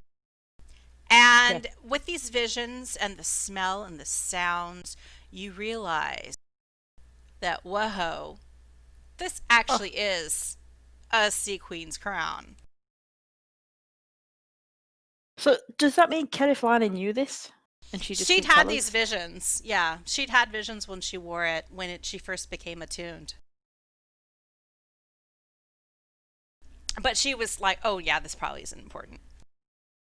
I mean, it's important to like Oceanus, but he's an asshole. Yeah. And you know that has certain abilities now, and you feel like there's this tickle in the back of your mind, like there's even more to this crown than what you already have come to understand from your contact with it. And you feel like the longer that you wear it, the more it will attune to you and the more powerful it will become. Well, gee. But yeah, it's just a crown of oceany bits. Oh, that Zephyr Strike looks interesting. So, time passes. You have the feast. I'm assuming that you're like, trying to avoid Fomir for like the entire feast. Oh, yes, very much so. Like, let's please not socialize with the sea elf. It's like, every time he sort of like comes close, I'll be like, oh, someone over there wants to talk to me. Gary seems to be settling in. At points in time, he seems to kind of cling to the three of you that he's familiar with, but then other times he seems to be making friends with the Lizardfolk hatchlings, and he seems to also be starting to trust the queen and look up to her as kind of his new mother figure.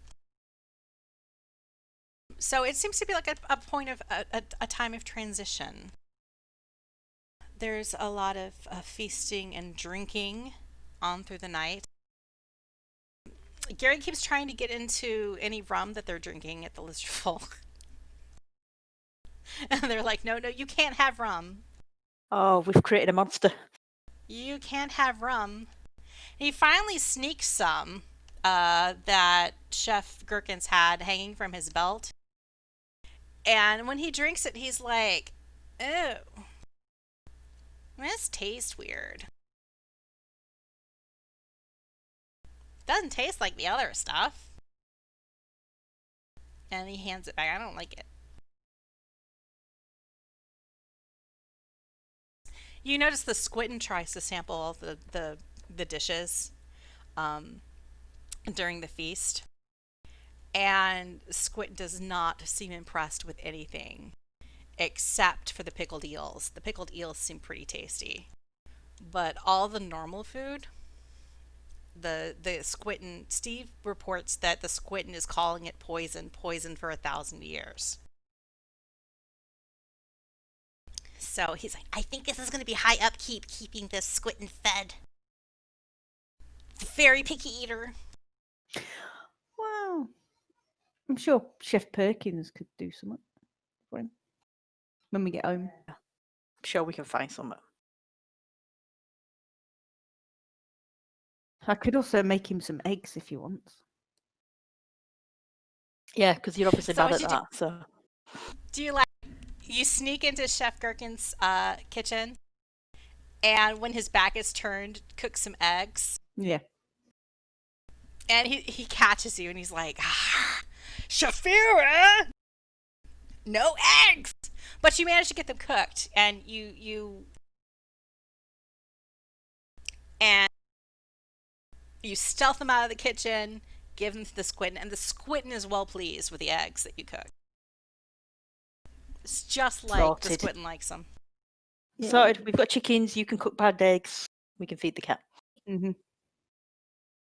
Right. And then after a while, there's another point in time where you see the Squinton has caught a mouse in its tentacles, and it's like nomming on the mouse. So you've things. There are ways you can adapt to the Squinton's quite demanding palate. You spend the next 2 days with the Lizardfolk. You attend their burial ceremony. It's in the temple which Kymir was visited during your last journey into the Lizardfolk mound. And here you get to see a ceremony proper. It still has like the relief, the artwork, images of Kaifoth lining the walls. But during this ceremony, High Priest Nauner ushers out two very strange creatures. They're somewhat amphibious, but they're these weird two-headed snakes that seem to be like swallowing each other's tail creating kind of like this circular, writhing kind of creature. And they seem to be like very symbolic reptilian figureheads as part of the burial ceremony, kind of symbolizing the birth and death are kind of intertwined, one feeding into another. There's a lot of speeches in Draconic, and you don't really understand what they're saying.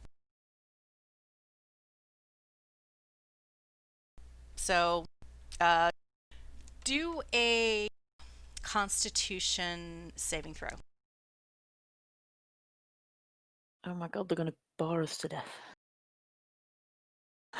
You read my mind. Okay. Shaefira, she manages to stay awake and attentive throughout the whole thing, but Kymir, you do doze off briefly once. Do stealth check, Kymir. Do what, sorry? Do a stealth check. Stealth check, right. But nobody notices.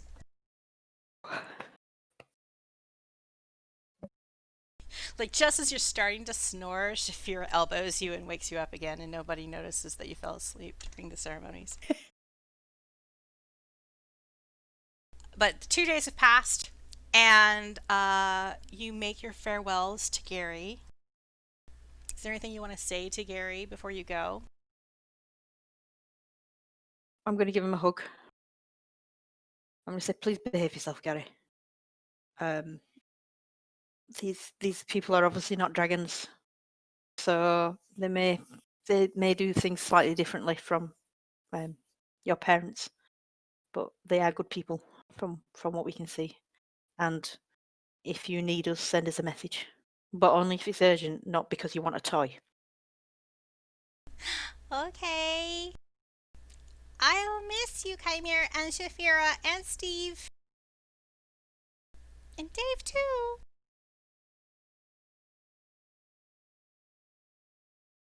Well, I can always use Dave to get messages to him from that car. So, Oh, that'll be awesome. all right, I'll get him to come and check in on you and check that you're okay every now and again. I'll try to hang in, and I hope I don't get lonely and scared.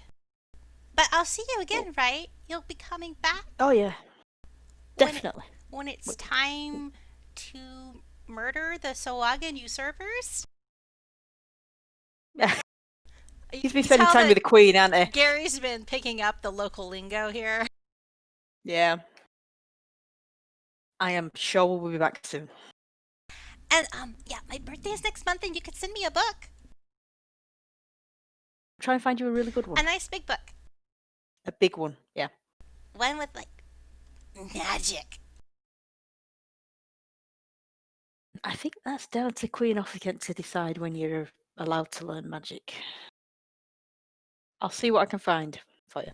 Well, you could send me the book. He's like negotiating now, like kids do. You could send me the book, and then she could decide if I'm ready for it. Do you tell Queen Officant that you've got it if I send it to you? Oh, Maybe yeah, I I absolutely would. Yeah, maybe I'll send it to her to pass on to you. Okay.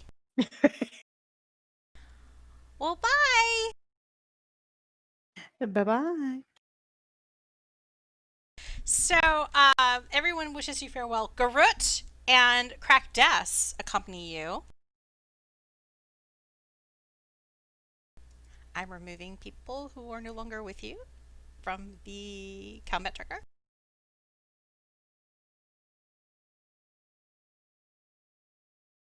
So, you leave the Bloodroot Tribe mound.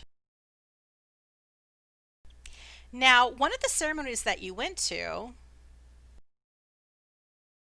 while you were with the Lizardfolk was the Bloodroot sap ritual. And there's a whole bunch of crazy chemistry going on. The shamans burnt a lot of stuff. There was smoke. There was chanting. There were a few explosions and fires, which you were a bit concerned about, like, what have we gotten into? But at the end of it, they had this large cauldron of sparkly red liquid. And they started bottling it. And before you left the tribe, the queen entrusted each of you with several vials of this liquid, instructing you to hold on to it. This is what the soldiers, the Lizardfolk army, will be drinking just before they launch the attack on the Sahuagin. They're trusting us with some. I'm going to add something to your party inventory. So basically, they've given us our own supply of it. So they've got theirs for the soldiers, and they've given us a Right. dose as well. They've given you Ah, a share okay of the then. supplies under this assumption that you have, even though you haven't explicitly said it, they're kind of like, okay, you're going to be attacking with us. And because you fetched this Bloodroot tribe, this Bloodroot sap, and you have sat through these rituals with us and spent this time breaking shells with us, we're going to bless you with some of our magic stuff. Okay. Do we know if it'll work on us? Do we know if it's just made up mumbo jumbo?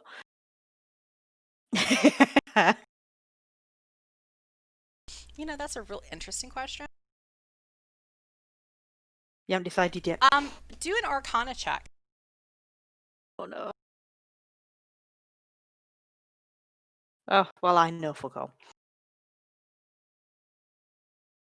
Shaefira. Yeah.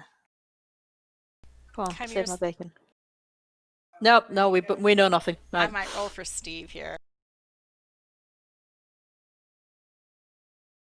Where is Stiiv? There's Stiiv.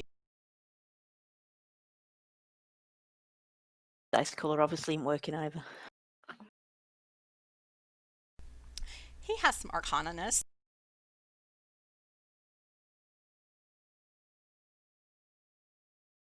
Wow, that dice doesn't want to stop, does it?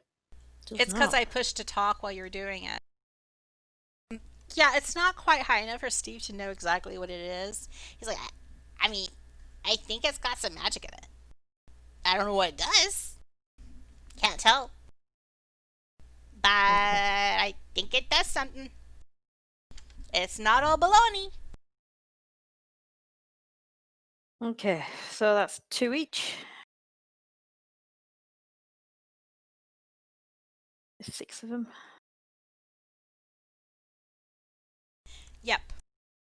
Right. Smells of rust and whale musk.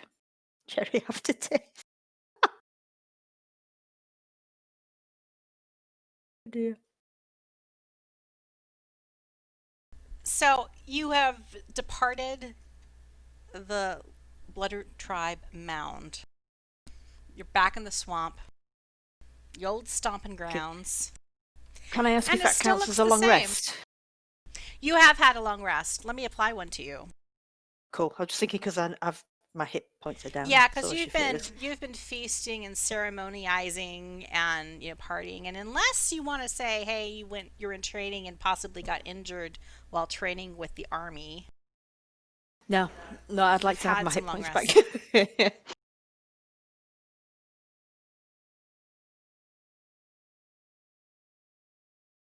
And I'm going to update your calendar because now, gosh, Where are we? 13th? it's or the 14th.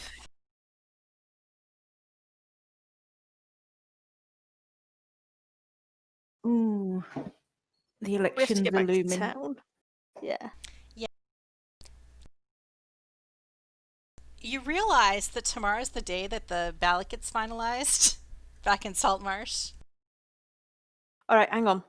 If we turn up with a bunch of Lizardfolk diplomats to do an alliance, will that not make the council think really highly of us and put us in line for being voted in? Well, Kymir, you've already been nominated. Damn it! Right. So Kymir and Esteban or Cal are definitely on the ballot at this point. Now, whether or not Shaefira has made it on the ballot, we know that there's a contingent, like the halfling contingent. There was like some political machinations coming out of Kurosawa, the halfling hamlet slightly to the north of Saltmarsh, that was campaigning for Shaefira to get on the ballot. But you don't know like whether or not they were successful yet. Okay. Okay. As far as you know, Karath was not remotely nominated on the ballot. But that town council meeting that you attended when they first brought up the subject, I think both Kymir and Esteban Urkel got nominated from the Right. get-go. So it won't make any difference anyway. Yeah. So you'll at least be on the ballot. You still have a few days after that, though, for you to like shape town. The word is just completely not in my brain right now. Their disposition toward you, Okay. whether or not people at large, see you as like a strong candidate, and you don't know really what's happened while you've been away, like what the public feeling is toward you as a candidate, either. It's been a little while since Dave gave you the report, and he's been back there hearing the gossip on the street about the election. Okay.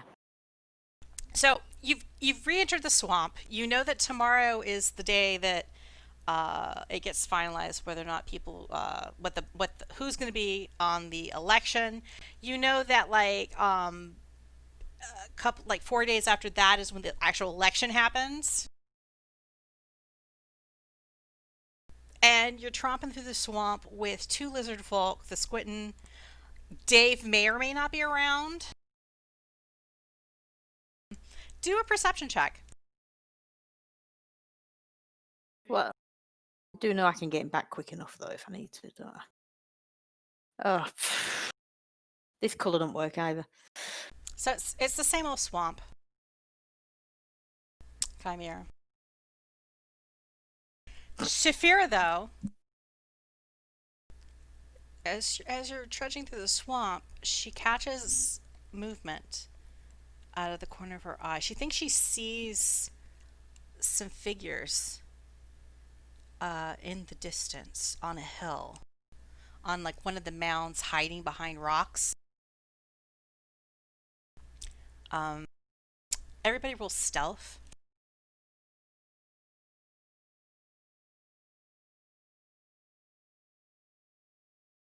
Honestly, I just get my mojo back and you just go blow it.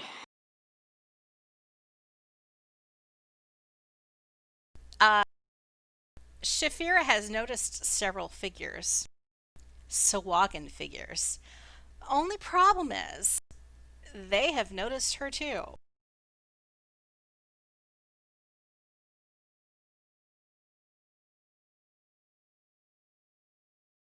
So roll initiative.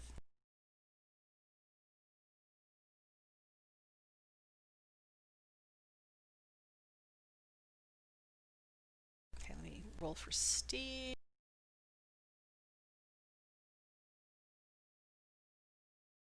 And Garut.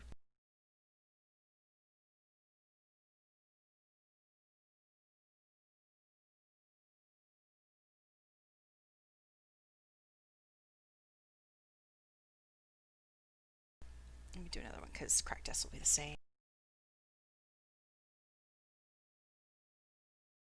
So, top of the order, one of the Sawagan gets off first attack. Now, you might have noticed they're like pretty much kind of to the southeast. So you're fairly far away at this point.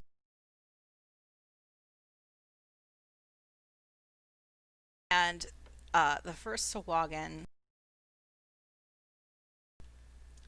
moves behind a rock, taking cover.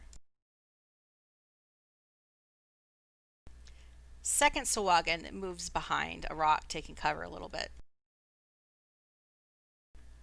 Crocdas pulls out his spear and runs forward, but he's using the shade, like the branches of the tree, as a little bit of cover himself. Shaefira. They're quite a way away, aren't they? Yeah, they are. I don't know if they're like 120 feet away. I'm just gonna look. Da-da. Pointers. Pointers. Draw arrow. Oh, how do I get it to do the distance? I think Kymir's icon is covering up the distance. It's less than 120 feet. It's 100 between you and the farthest. So I'll move forward just a wee bit and stay in the shade of the tree. You're blocked there, but you do have something that can hit people from that distance. Do you? Do you range on your bow and arrow?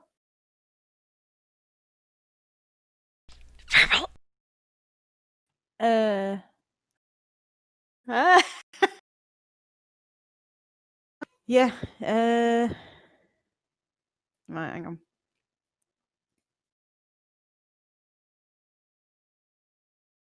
So I was kicking myself after I remembered last week was that whole thing of you guys doing the acid land bridge was unnecessary. But then we'd have missed out on the fun of Rach falling in. Yeah, like Rage fell in, and it was like she could have just stood on the opposite side and just Yeah. pewed the orb with her firebolts, and it would have never been a thing. But none of us remembered. And I was like, if Stiiv was there, he would have totally remembered.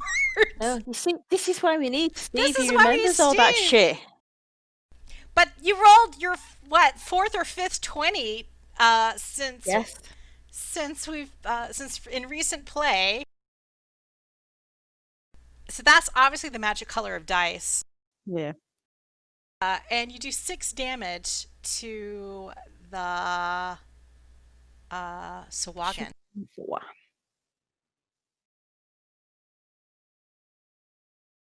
And I'm surprised you don't do more damage. I guess it doesn't like.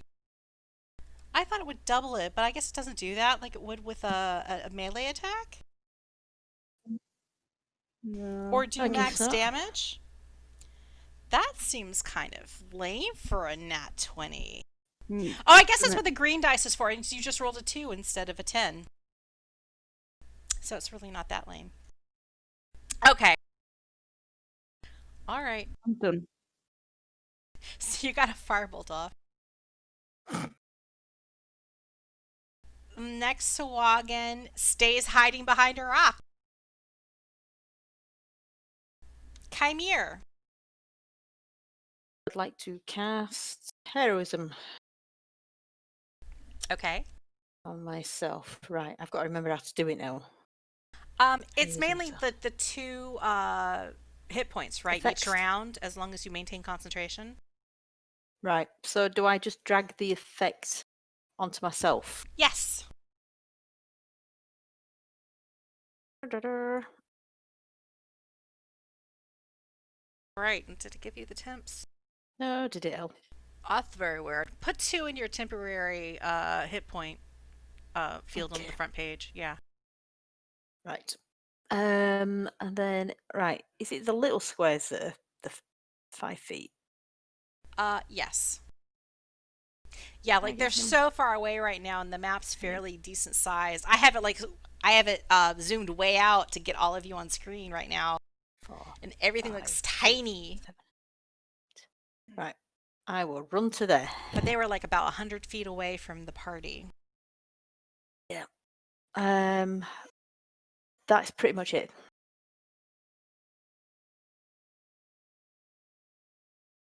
There's another Sawagan. You see like a little You see the Swagan kind of peep out, like step out briefly from the rocks, take a look at where everybody is, getting the lay of the land, and then he runs back behind a rock. Stiiv runs forward.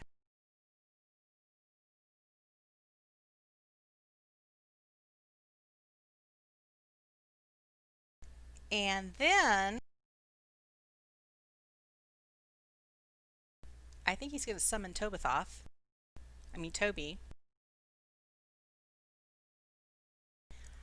And because he can summon Toby within 60 feet of him.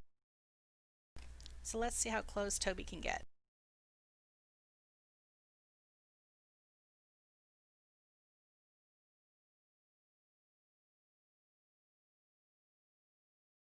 Okay, Toby can't quite reach anything at this point.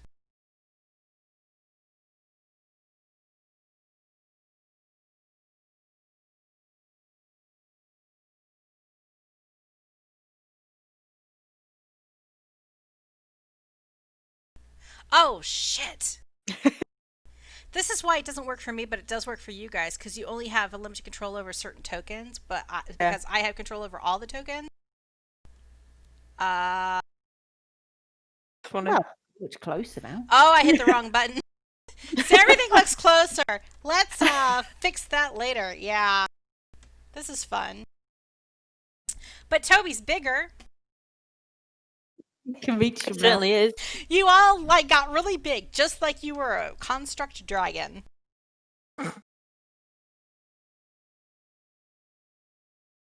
Oh my god, I can't be trusted as a DM. So Toby appears and he waves hi. And another Swagan behind a rock. He peeks out. He sees Toby wave. He goes and hides again. Garut, he pulls out his spear. And he moves this way a little.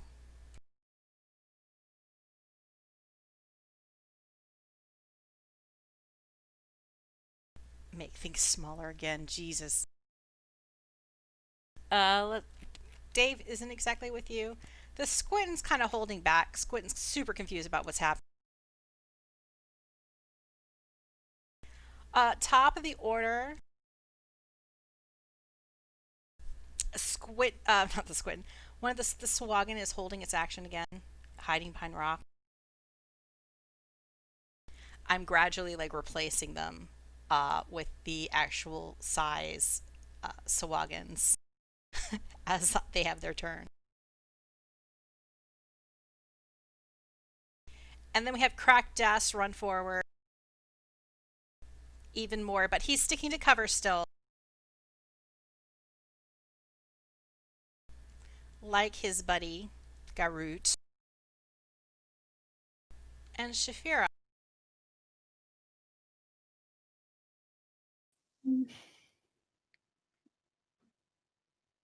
You're kind of in a tree.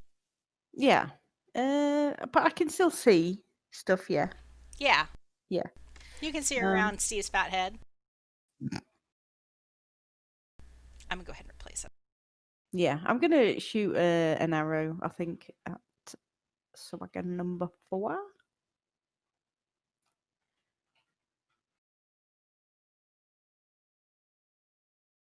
All right, you hit him with 18. He's unconscious. Yes, you have dropped him to 0 hit points, and he collapses. Yeah, I'm going to stay where You're I gonna am. have to readjust yourself, Kymir. I like totally forgot it just in the time it took for me to replace your icon where you were standing. That's my memory. Really close, wasn't it? Because I ran past. Yes, fuck it, it'd be right. I know where I was going after this, so. Swagan 3 peeks out and then kind of hops behind the rock. He's under partial cover. And Kymir.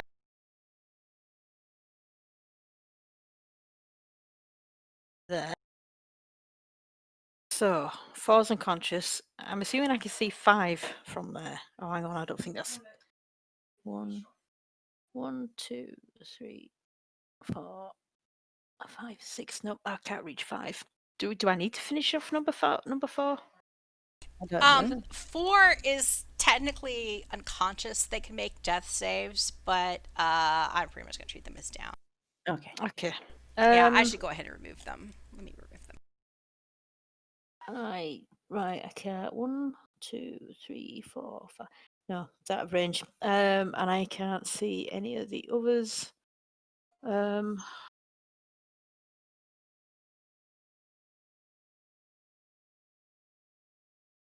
dash as my action, but then that won't help because I won't be able to attack anything. Do you know what? I'll stay there. Encourage them Okay. to try and come out with me.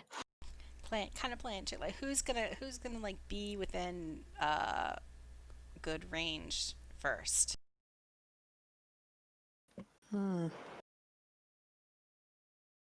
Sawagan 5 steps out, moves forward a little bit, probably not paying as much attention as it ought to the tentacle that's like waving to everybody, and tries to throw a spear at you, Kymir, Okay. but misses. And then it uses the rest of its movement to like kind of run away back to its original position. Stiiv's turn. Toby moves up next to one of the Sawagans hiding behind a rock. And Stiiv grasps at it, or commands Toby to grasp. He likes cold.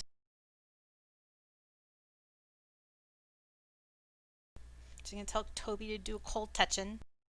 And Toby succeeds with a 17, fondling the Sawagan with coldness. So that Sawagan's movement is going to be, I think, reduced by 10 feet next round. And it does 6 points of damage. Wait. Stiiv moves himself. And I have just realized that Eldritch Blast is also 120 feet range. Boom, boom, boom. So Stiiv moves a little bit. I think that was like 4 or 5 of his movements. And he's going to try to get that one Sawagan who's not completely... Well, I guess it is partial cover because this other smaller rock is in the way from where Stiiv is right now. The one in front of me. Yeah, let me do a line just to see if the rock's actually in the way.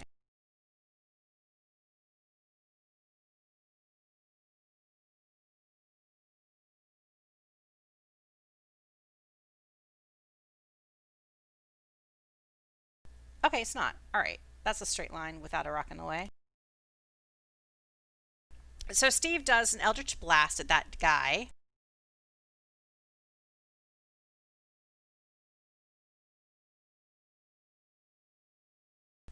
And he hits with a 21.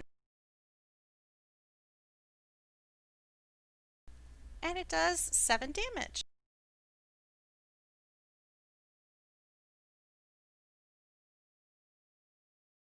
And that's Stiiv's turn.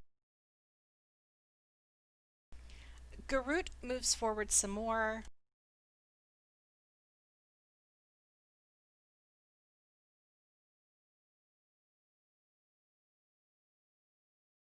He's kind of like trying to keep rocks between him and most of the Sawagan.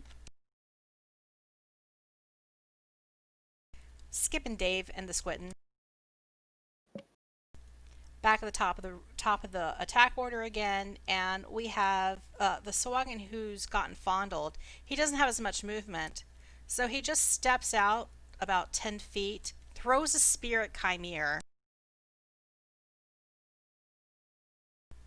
hits with a dirty 20. Alright, I'm going to deflect missiles. Okay. When you're hit by a ranged weapon, damage you take from the attack is reduced by 1d10 plus your dex modifier and your monk level. You automatically catch it because he only rolled 3 damage and your dex modifier and monk level are higher than that. So if you want to spend a key point, you caught it. Totally am going to do that. Caught that spear as it came hurtling toward you in your grip easily. You spend a key point and you toss that spear right back at the Swagan. So ranged attack, the only ranged attack I've got is Sunbolt. So that's fine. I think it's the same modifier. And you hit with a 21. I will roll the damage of the spear on the Swagan. You do 2 damage. But that's more than 0, and it looked cool. True. Snatched it out of the air, spun it round, boom, chucked it back. So this hasn't been a great party so far for the Swagan. This Swagan, not only has he gotten fondled by Toby and slowed, so he can't go retreat back behind the rock, but he's thrown the spear at you, Kymir, and you've thrown it right back in his face and hit him with it. This other Swagan, it's a little bit wary, but it tiptoes through the cattails and tries throwing another spear at you, Kymir. Okay.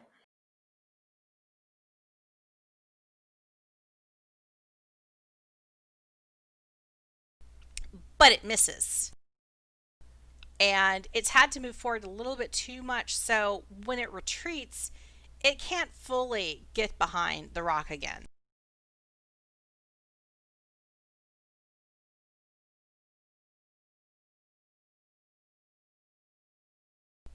Crackdust moves forward. He's being a little bit more brazen. They're being a little bit more brazen. And at this point, they're trying to run around the other side, thinking that you guys have the Swagan distracted to the east with your attacks.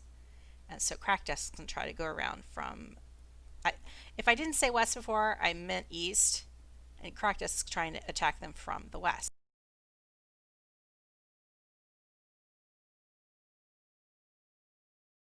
I don't think he has any ranged weapon. So what he's going to do to avoid attack is he's going to dive under the swamp water, and he temporarily becomes invisible because he's swimming in the water. Or they're swimming in the water. Shaefira!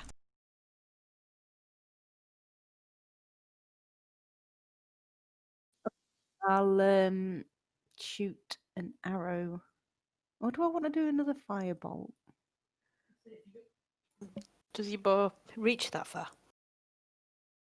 Oh yeah, of course you did it last time. I'll do a firebolt. I think your bow's something like, 60 feet?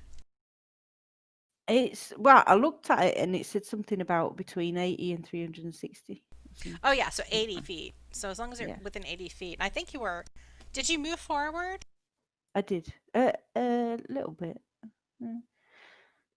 I'll do... oh yeah, the closest one is 80 feet. I mean, the farthest one is 80 feet away. So you're fine. Yeah, I'll do a firebolt anyway.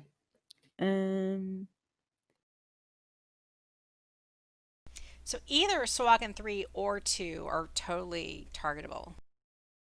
Okay, so you hit only a 19 you rolled this time. You're totally losing, your magic. The side down there.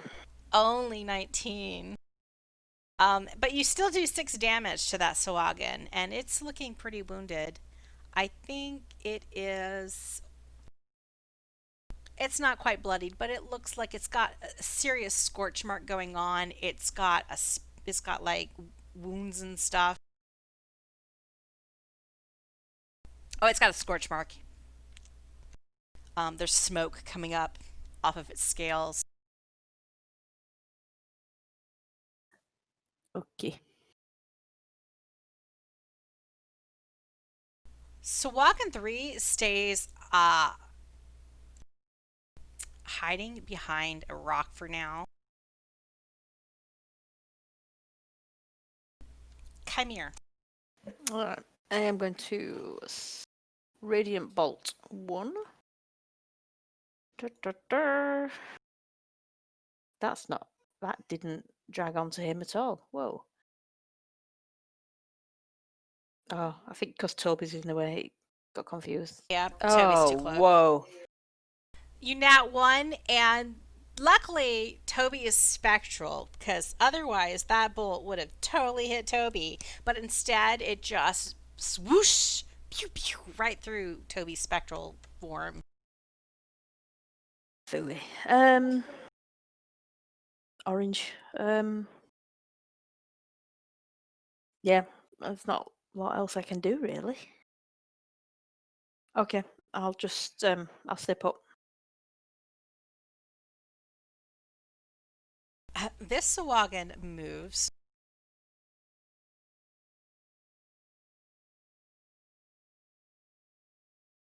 And then holds their position. Stiiv has Toby try to fondle the same Sawagan it was fondling before with another cold touch. Hits with a 24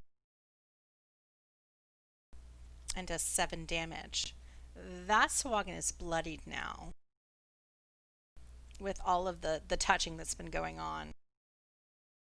And then Stiiv tries to Eldritch Blast it again. And hits with a 14. And Nice. takes that Sawagan out.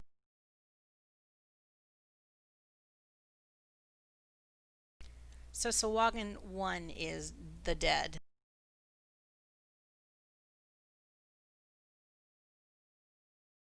Garut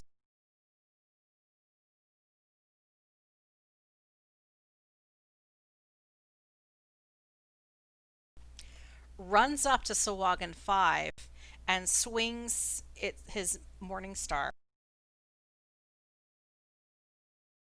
Does a critical hit, rolling like Shaefira.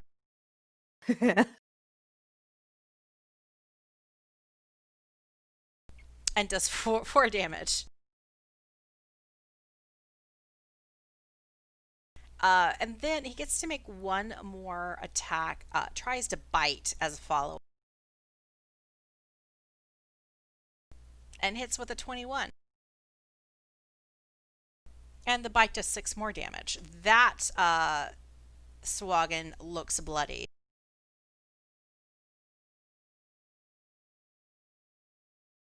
Top of the round.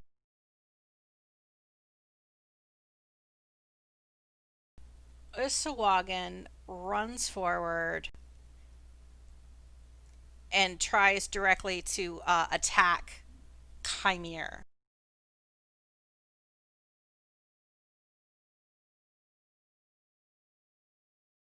First, it tries to stab Kymir, jabbing at Kymir with its spear. Still has some spears left. Hits Kymir with a 21.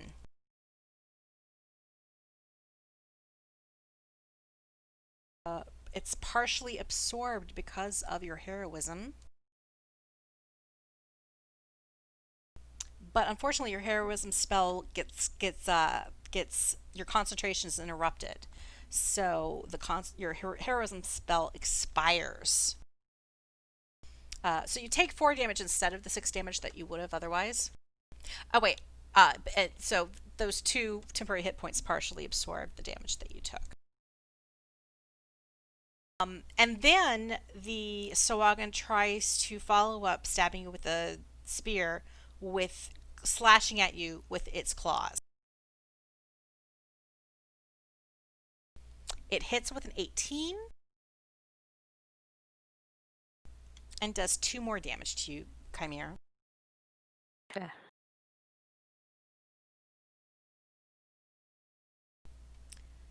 Krakdes has been swimming under the water and suddenly leaps out behind the Sawagan that was attacking you, Kymir.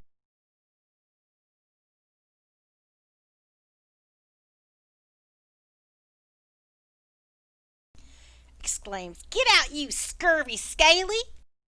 and slashes at swinging their morning star at the Swaggin. And hits with a dirty 20. And drops that Swaggin.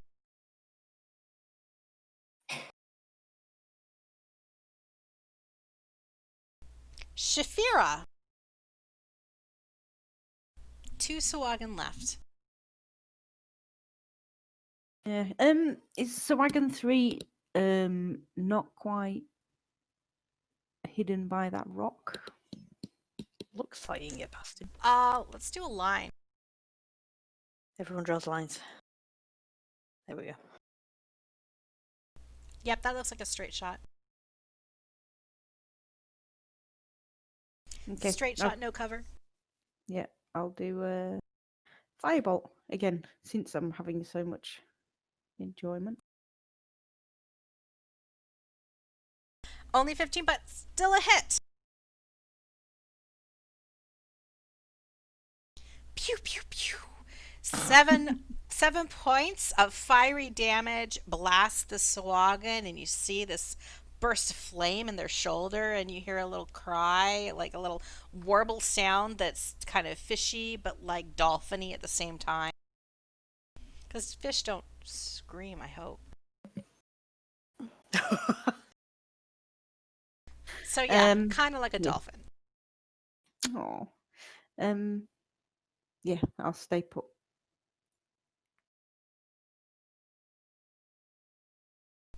This Swaggin moves a little bit to try to get away from you. Throws a spear at Garut.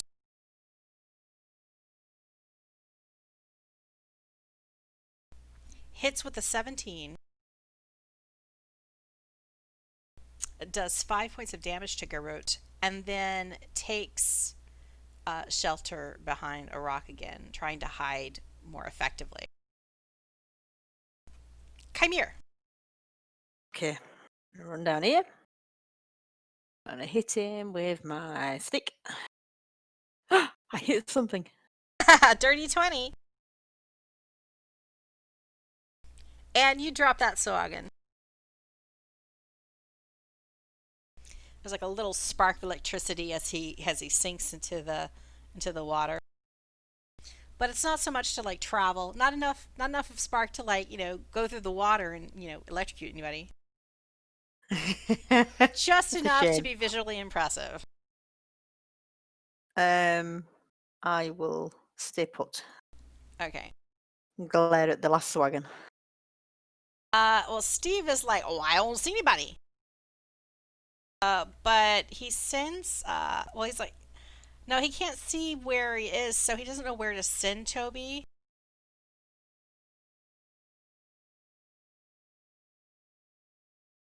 So Stiiv holds off.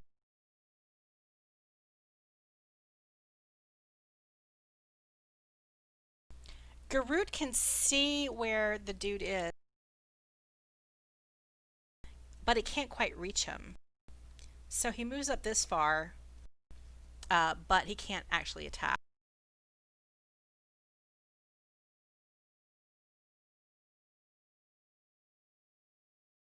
And Croc Des can't see him, so he's just like running up to the rock, trying to get sight of the guy. Shaefira.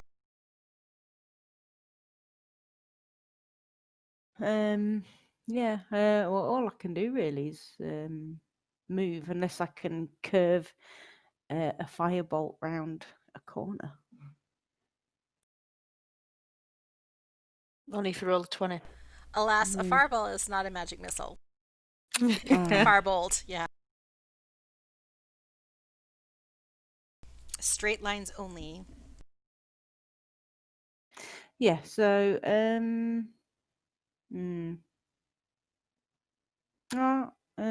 I guess I'll just I don't know really. Like, can you move somewhere where you would have a straight line of sight of him? Well, it depends because like if I move here, this means I'm in the swamp water, yes? Which is probably over my head because I'm tiny. Yeah? Well, you'll be waiting. There. Which, And you have like Still not 5 a- squares. yeah, no. Still not a clear shot, is it? No. No. I mean, I can This move. is as far as you can move off Yeah. shore. And that, I think, makes you even more blocked. Well, that means you're just as blocked as you were Yeah. before. What about if I'm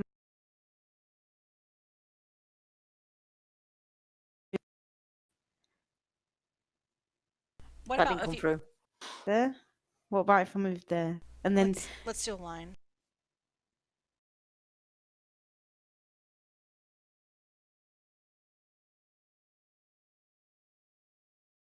I gotta move the line angle. no. I mean, Still blocked. there's no way I'm gonna get him anyway.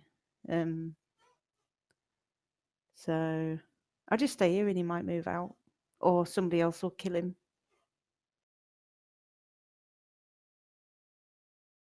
Yep, just a little bit too far away.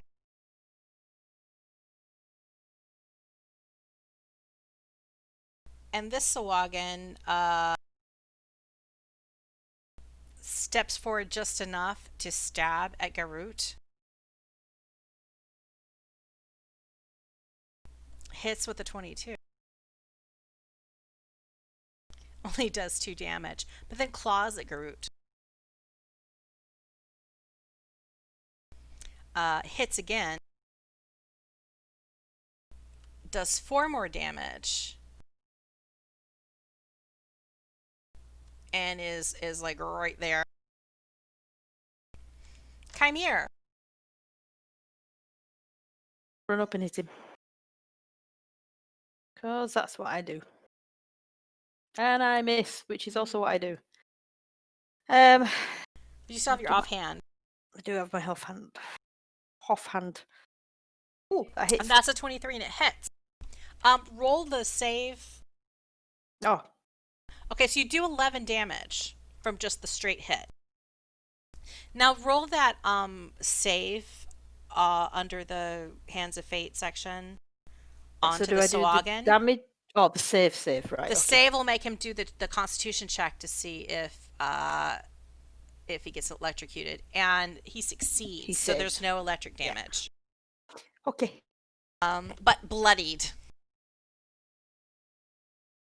That's cool.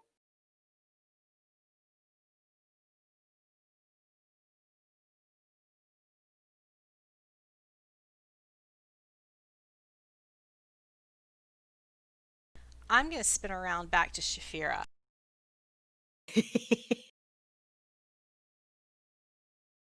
Right, okay, so I can see him now. Yes. Right, let's try the old firebolt again. The only thing you have to worry about is a nat 1. And you hit with a 15. One is it? So you shoot a firebolt, you avoid crack deaths, and you blast that last Sawagan with a bolt of fire, and it drops Kaboom. with a sizzling Smoking gurgle. pit in front of my feet.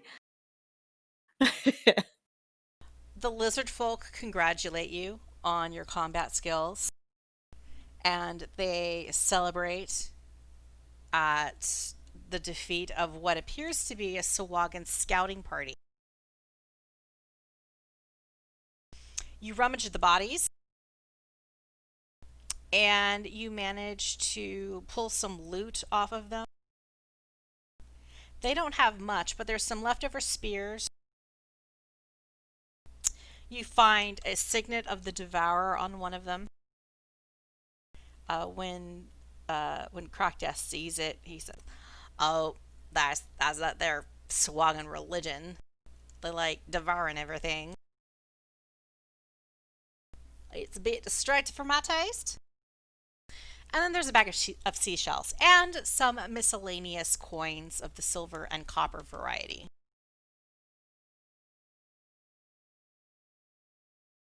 Something really exciting then. So I'm going to divvy up the coin. Bag of seashells. We could send the shells back for Gary to play with. But who's going to take it back? Dave. Oh! So do you call Dave forth? You think he'd like him? He might. He could make a shell picture for us, couldn't he? How old Of do you our think he is? adventures. 2. I don't know.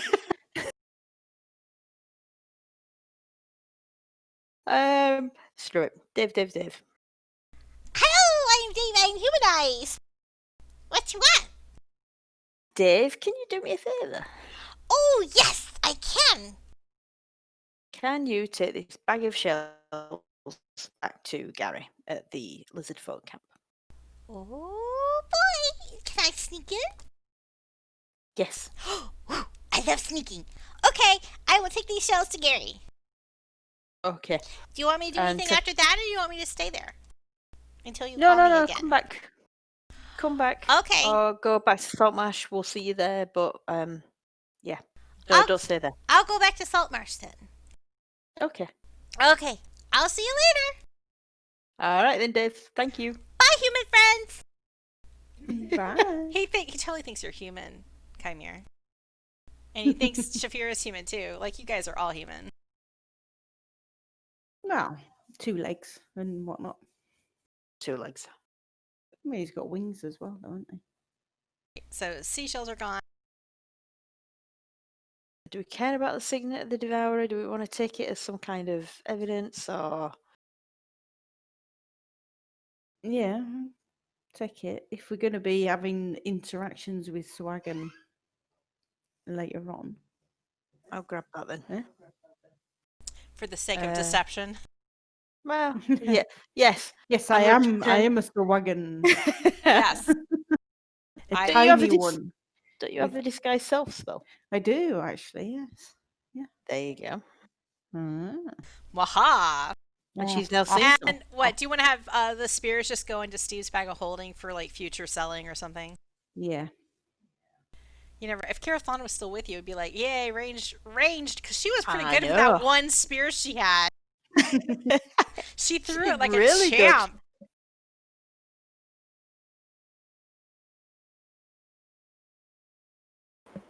So, at this point, you trek back to the north, where the constables are waiting.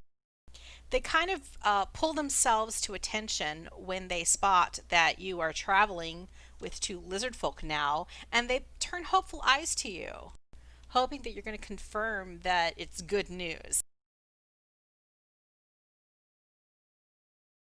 I guess we introduce the Lizardfolk to the constables, and just say Queen Officant has sent these Lizardfolk as diplomats to speak to the council at Saltmarsh.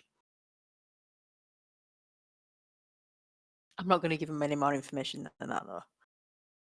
Let's go back. Practice to looks at them, looks at their head, looks at their helmets, and points a fan at them. It's like, well, look at you! How'd your head's funny? I've never seen a cat with such a funny head before. Isn't that darling? It's a hairless cat! Look, Aroo, it's a hairless cat!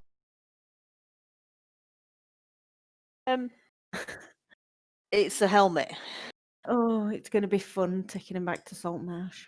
Hint it. Oh, it's a hat? Yes. They got hair?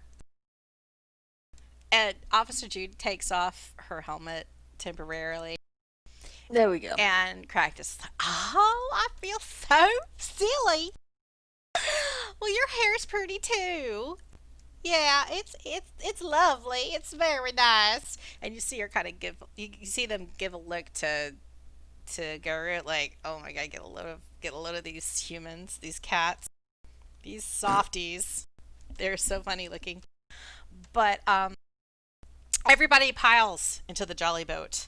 Now the boat is pretty full at this point, and you start to think maybe there's not quite enough room for everybody, because there's like 1, 2, 3, 4. There's just enough room. Like, Okay. if there was one more person, you would probably be a little bit low in the water. Cractus offers we can swim alongside if you want, because we have no problem with the swimming. That It's would make entirely sense. up to you. You know, if you want more stretchy room, if you get cramped, just let us know, and we'll be happy to give you a water escort. Very kind of you, Craftus. How long does it take to get back to Saltmarsh? Do we know? Do we remember? I Remind think me. it took, if you have the motor running, it takes about 8 hours. Back to the Kabara map.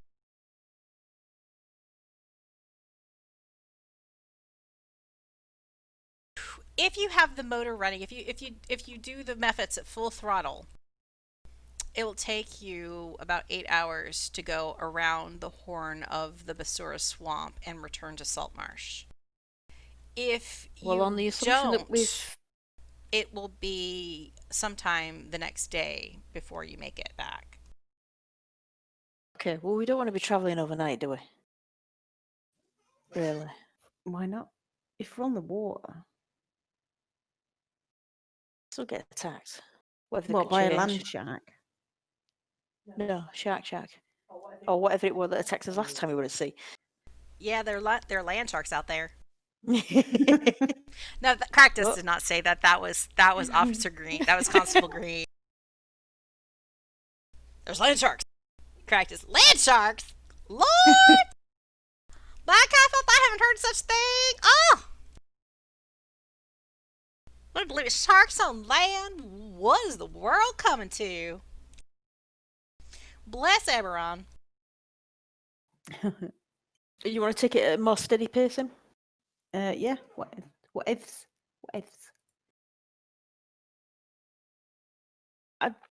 I'm just thinking because if we have to, well, I suppose everyone can pile in the boat to sleep. Yeah, all right. Let's put the engine on, but not go full belt. So All right. So half speed. Half of the methods get to nap. The other half is like doing the, putt putt kind of sounds as they motorize your jolly boat.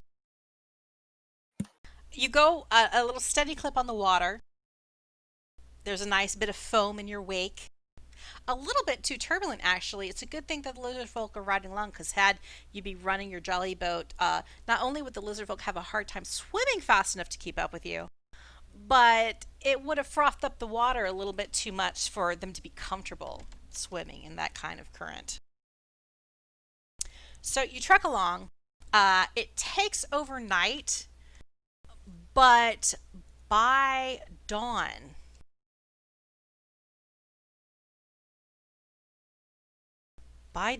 of the 15th of Ron, you have returned to the docks of Saltmarsh. And that is where we're going to end it for today. okay. Pulling into the docks with Lizardfolk, diplomats, and a squittin, and all of your stories of adventure that you have brought back with you. Since you've returned to Saltmarsh, that means that next week you can level up to 5. Before we start, yeah. Yeah, before you start. You are level 5 at this point once you have returned to Saltmarsh. Okay.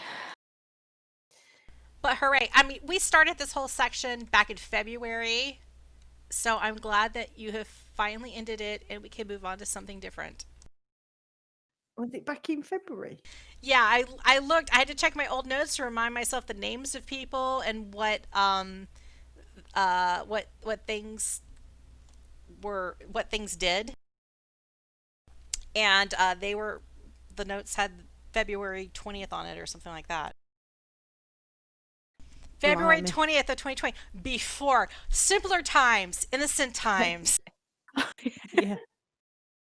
Oh, definitely. I can't even remember. Back when we used to go outside and go to Yeah. stores and go to bars. My God, pre-lockdown, yeah. Yeah, that's when you guys first headed to the Bloodroot tribe. Yeah.